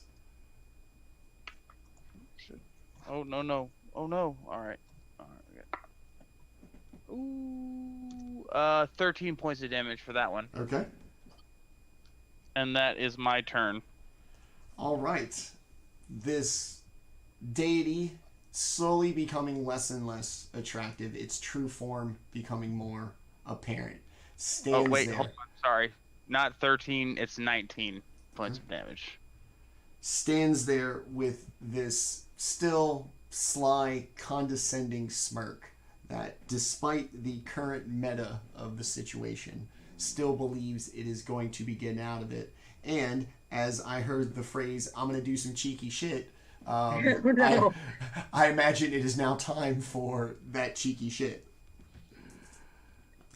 Oh, okay, good. Yeah, I thought that yeah. you were about to like I'm sorry. wreck my life. I'm sorry. I was like, I'm oh, sorry. Hold on. It's Minch's turn. My mistake. I'm sorry. No. Okay, cool. All right, so it is Minch's turn. Yes. All right. Yes. One second. Worst timing for a sneeze. Okay. So Minch is looking out over the crowd, and he's just got crazy ideas zipping through his mind. You know what? Might as well go for it. Constitution saving throw from our friend here.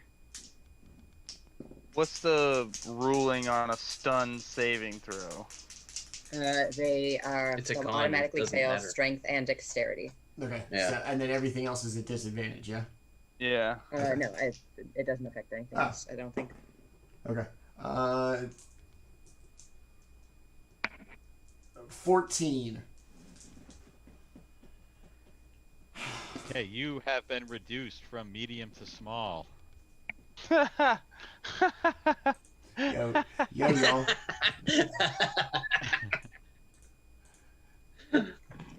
Your weapons shrink to match your size, and their damage deals 1d4 less. You have disadvantage on strength checks and strength saving throws. And it lasts up to a minute, so only got about a round here for you guys to take advantage of the chicanery here. But before that can Stunned happen, and small. I am going to use my bonus action for my ballista to do its groovy thing, and that's going to be a 16 to hit. I'm gonna shine some funky light on your little dilemma. 1 minute is 10 rounds. Like death 10 rounds. defying, dog. Yeah. That is 6 rounds. Is 6 seconds is an entire round. Yeah, so you So, got So 10 rounds. you have 10 rounds yeah. of The monster just like a has, stunning has one strike round is of like hit points is just more your as- concern than how Yeah. long your effects are going to last at this point. and it can't do nothing because it's just standing there like what? It is a concentration spell, so keep that in Shit-eating mind. grin. What was the spell again that you just hit him? Enlarge, reduce. Yeah, all right. All right. All right. I shrunk them appropriately. All right. So are we done disrespecting this god? Not only are they Maybe. like Nearly. frozen, not only frozen, can but go- they're also like diminutive now. I mean, The if I si- can go on a turn, no, but Well, does the Force Ballista hit for 16? No.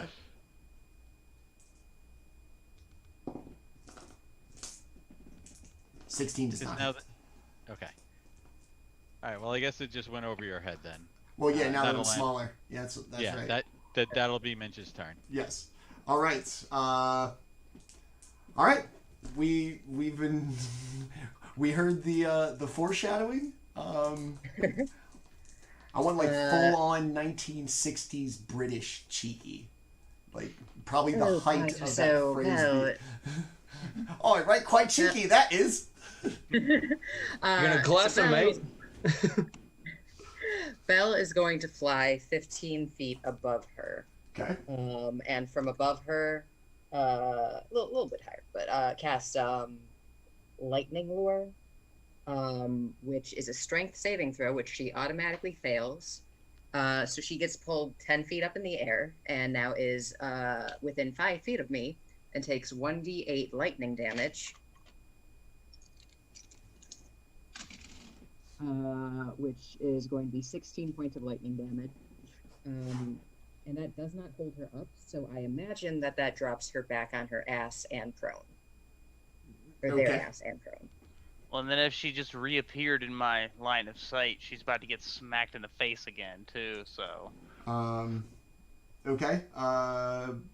First of all, that was awesome. don't- It was very. Thank you. No Like, shit, that was very, like, amazing. yeah, that was very like Oh, I fighting. forgot. That was very That fighting. was the game best thing I ever finishing saw. move. That So was I think that sorry, I didn't mean to interrupt, but I think I forgot. Since she fell 10 feet, does she take bludgeoning damage from the fall? yeah. 1d6 per 10 foot. So that's exactly 1 point, but it's the point Hey, man, that, every that little Belle's bit. making. Yeah. well, that's reappearing in front of me, which is 2d8. So Isn't that the name Oh. of a movie, Legends of the Fall? Yeah, because what? It moved out of your. Wait, hold on. yeah, she disappeared out of my range and then reappeared back into my vicinity. So she's in melee range again. All right. So I don't think that this causes attacks of opportunity. I think attacks of opportunity are only. No, if they much more shoot. just that he won't have to move. That like instead of being up in the air or whatever, got it. just when it's his turn, he's Yeah, good to go. it's once it smacks down, backs down again. Yeah. All right. And if they remain prone, then it's advantage on attacks. So that was kind of my thinking. Okay. That was awesome. That was I wouldn't Thank you. cheeky. I think cheeky was underselling it. That was. Um, Yeah, very well done. Belle, what else you didn't get got? to watch me be rude to somebody else. Bonus action, healing word. What spell slots do I even have left? Oh, I have a bunch of first levels. And Here's second your levels. three. I'll do second level healing word to. Has anyone but Demetrius been hit? Mm-mm. Just you, right? Barely. I'm fine too. Oh well, you get 13 points of healing anyway. Okay. I'll take it. I will take it. All right. Definitely not at full, but Belle, is that the end of your turn? That will be the end of my turn because I'm leaving the sky now. All right. Let somebody else be awesome now. All right, Demetrius. all right. So Demetrius, since she can't do much about it, is going to smack her first with the bonus action. Let the hammer fall. 13 plus 12 is 25. Just 1d8 plus 5 for 7 force damage as the hammer comes and smacks this small god. Okay. Let's say puny god. And then for my action, I'm going to upcast at 8th level Whoa. a guiding bolt with advantage.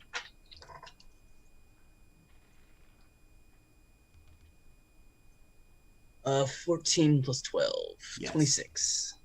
So 46. I'm gonna have to roll this on D&D Beyond because I don't have that many dice. So 4. So I need 11d6 damage. Yahtzee. Yahtzee, indeed.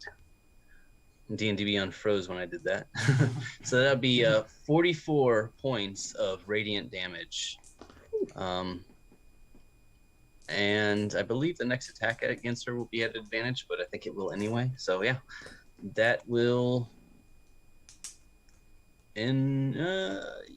Oh yeah, that'll end my turn. And then yeah, because I think that'll end my turn. Your guiding bolts find their mark in their extensively powerful form, and still frozen, still with that kind of condescending, shit-eating grin on their face. They are lit up like a Christmas tree, and instead of it expanding outward in this brilliance of light, it goes inwardly, and the visage that has been underneath the surface, this dark, sinister, becomes lighter and lighter, almost as if a light from within has been turned on. And through its frozen, shit-eating grin face, you can see a bright light kind of coming in their mouth as eventually they are enveloped by radiance and blown apart, projecting black ink everywhere. Everybody make a dexterity saving throw, please. Shit. Not Minch. You're too far. And not Demetrius, so I guess just Bell, Claudius. Yeah, just Bell and Claudius. Like, fuck. Ooh, that's a natural 18. If the ballista needs to make a saving throw, it rolled a 20. 21 for Bell. 12. Oh wait, no, actually, did the being's turn end? It's a byproduct of being hit and dying, essentially. This is the last little bit of hurrah. Got it. It would be a 23 if my staff power is working again. Okay, yes, your staff of power would be working again. As Claudius, what'd you get? 12. Okay. The black ink ichor splashes forth, kind of coating everybody, and as it drips down slowly, quite viscous, everything, the environment, the trees, the water, this artificial kind of grove inside this stone structure also begins to fade in color, become more drab, and just melt all into the same black ink. All the light from the sky darkens, and eventually, as everything fades, you are just in this cavernous, stone, featureless room with one sarcophagus in front of you, and the deep, booming voice from before returns. You have vanquished this false god of death, restoring order to the way life has always been and must always be. Without a ruler, this domain needs a shepherd. It needs a guide. Not for some misguided, foolhardy, selfish attempt to rewrite the laws of nature, but for somebody who understands the necessity of death, the neutrality of death, and the cycle that must forever continue. which one of you will sit and serve as the god or goddess of death, restoring balance to the world, shoring up another domain, another ally in our fight against these corruptors who have invaded our home. Who will choose to sit on Mount Celestia and rule from this sarcophagus as the new god of death? And on that note, we will end tonight's episode right there. Let our players kind of talk about it behind off screen to see who wants to ascend to the throne of the god of death. But that will conclude episode 3 of Assault on Mount Celestia, the Catacombs, and the Domain of Death.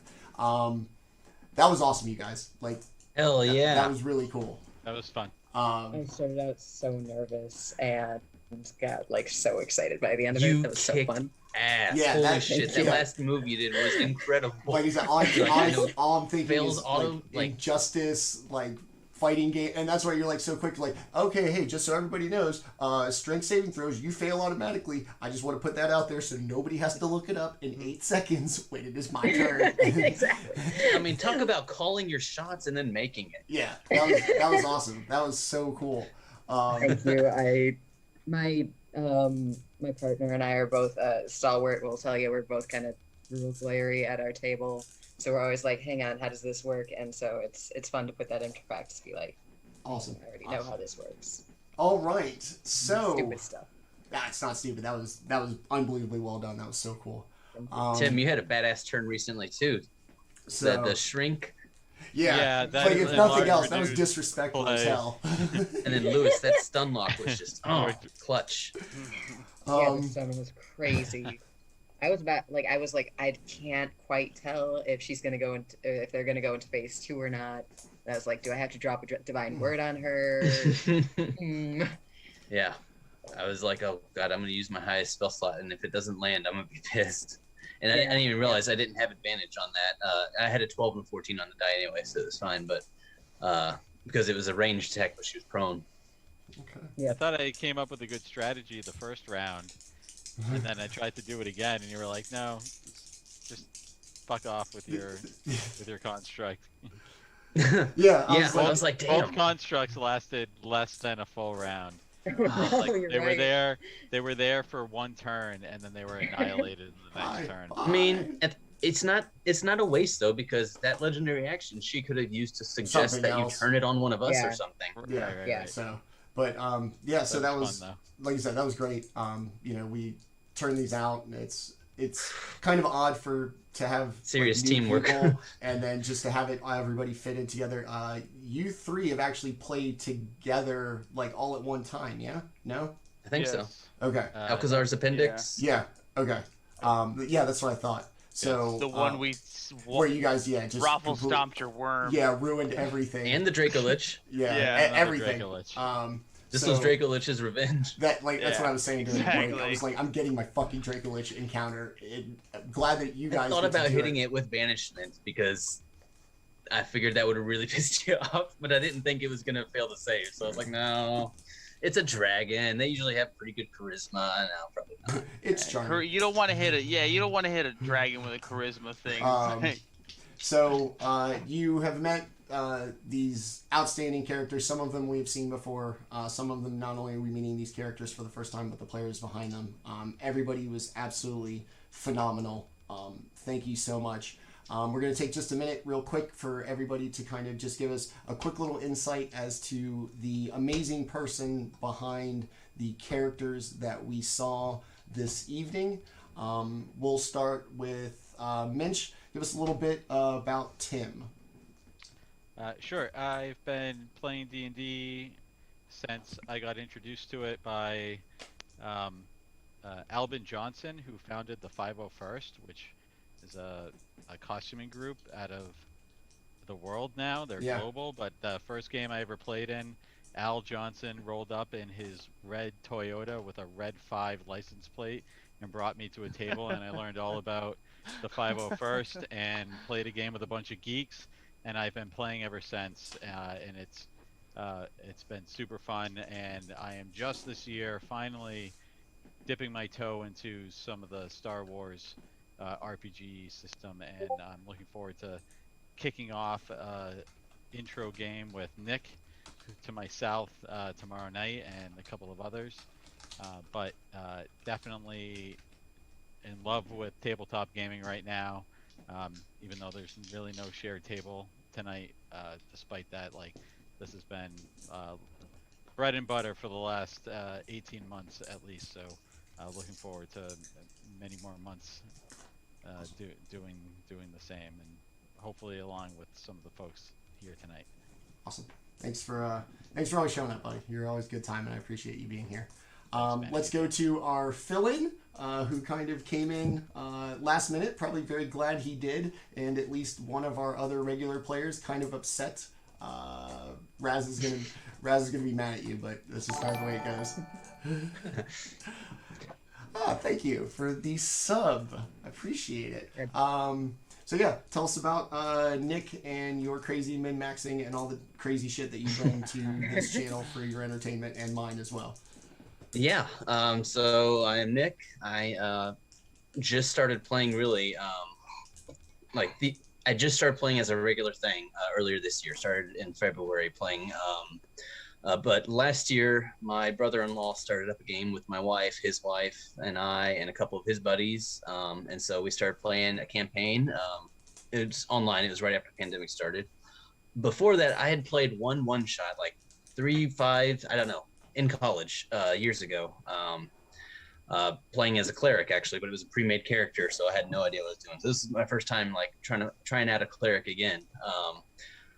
But yeah, so earlier this year I found the Looking for Group subreddit, and I started finding one-shots, and I believe that's where I found yours when I first did that one of my first higher level one-shots, and then I have fallen in love with tabletop gaming like Tim, and once I saw your DMing style, I mean, it's just so much fun. It's so in depth. It's so like it pulls you in, and I just keep coming back for more.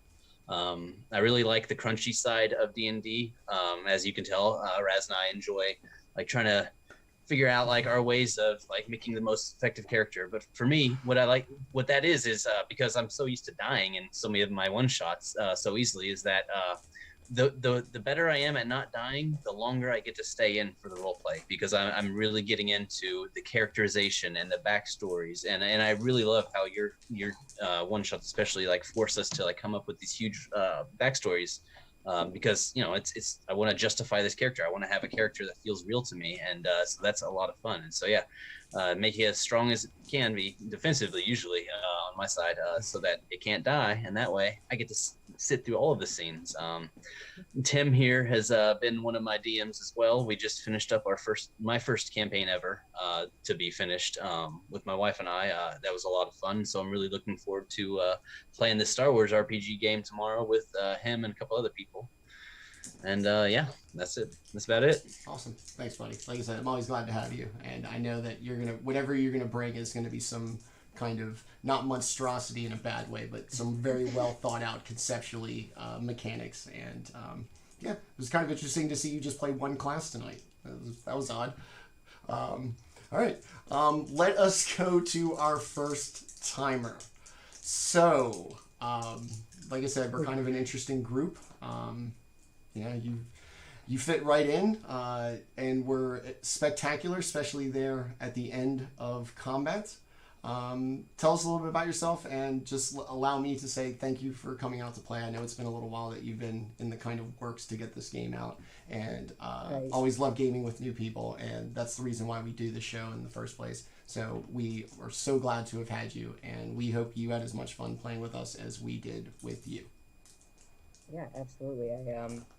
I was so glad to be grateful to be a part of this. I was thrilled by your enthusiasm when I mentioned that I had a character connected to Kellenbor, and being able to share that with you, and watching how I could evolve that concept into well, hang on, what if the family branched out?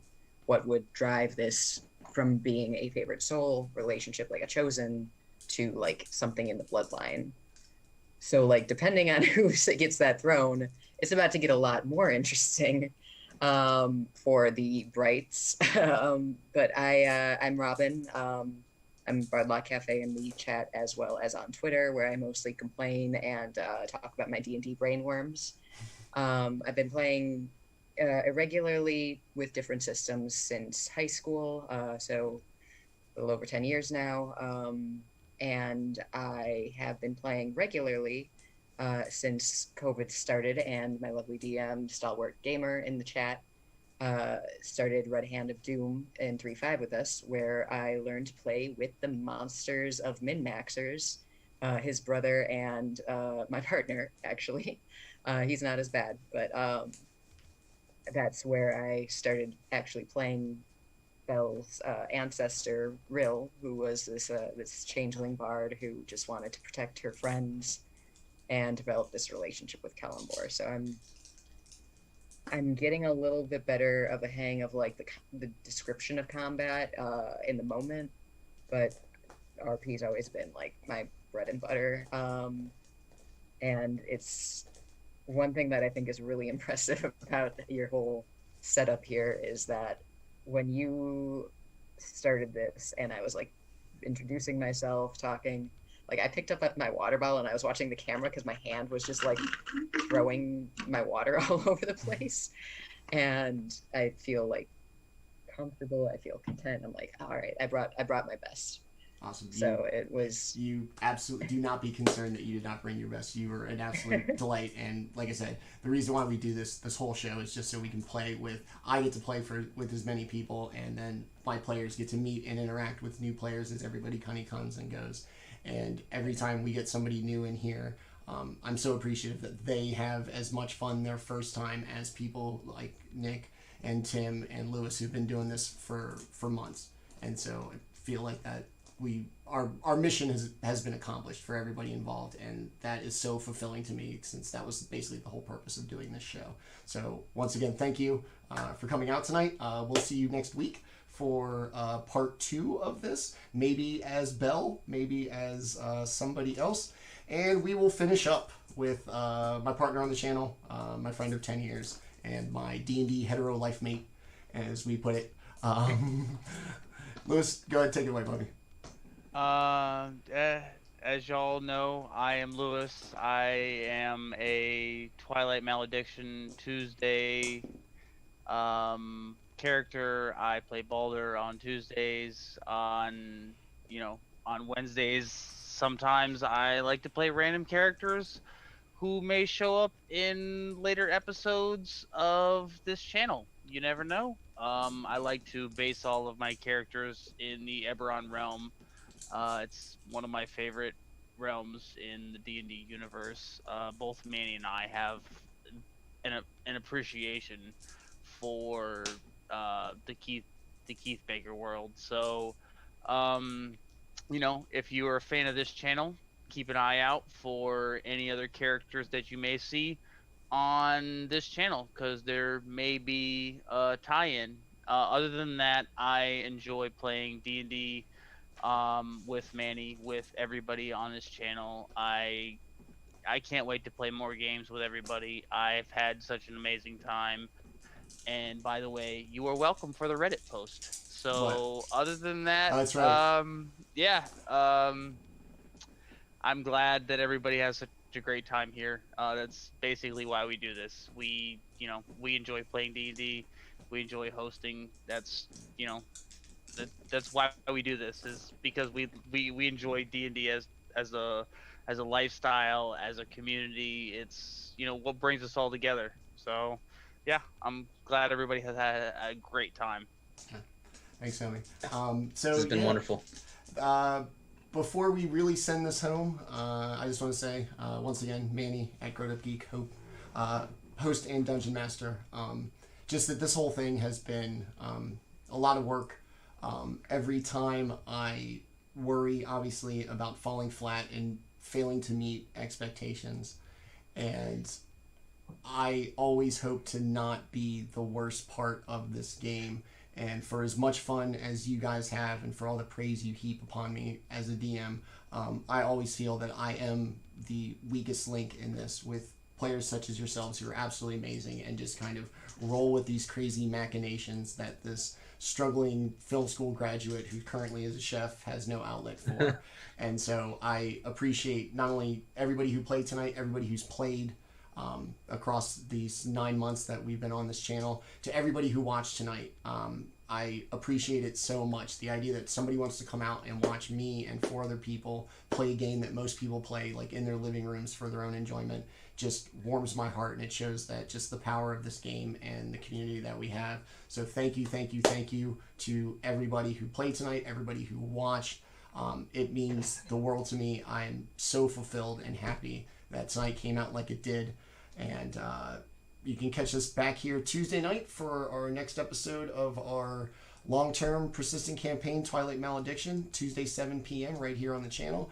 And join us next week, 1 week from today, as we do our ultimate finale to Season 1 of One Shot Wednesdays, as we will do Part 4 of Assault on Mount Celestia. This time the Peace Domain. Lewis, Tim, and Robin will return. Nick, thank you for filling in tonight. I was glad to have you, even if it's just for a one-time engagement. But since you are I was just so happy to have been able to be part of it again. You're already one of the gods of war, so you're good. Before we get out of here, we are going to show you the trailer. Lewis mentioned to it a little bit in his outro. We have a trailer for our second campaign on Tuesday nights that should be starting somewhere in the fall, late fall. So we're going to show you the trailer for Twilight's Tranquility, our Eberron campaign that's going to be starting then, and then we'll cut to the end of the stream. Thank you so much for everybody who watched. Thank you for everybody who played. I love you all, and I'm so grateful for this time that we spent together. So enjoy the trailer for Twilight's Tranquility's Twilight. There you go. There you go. Your own fucking show, Steve. You got it. Tranquility's Twilight, and we'll see everybody on Tuesday or back here next Wednesday. Thank you for watching. Have a great night.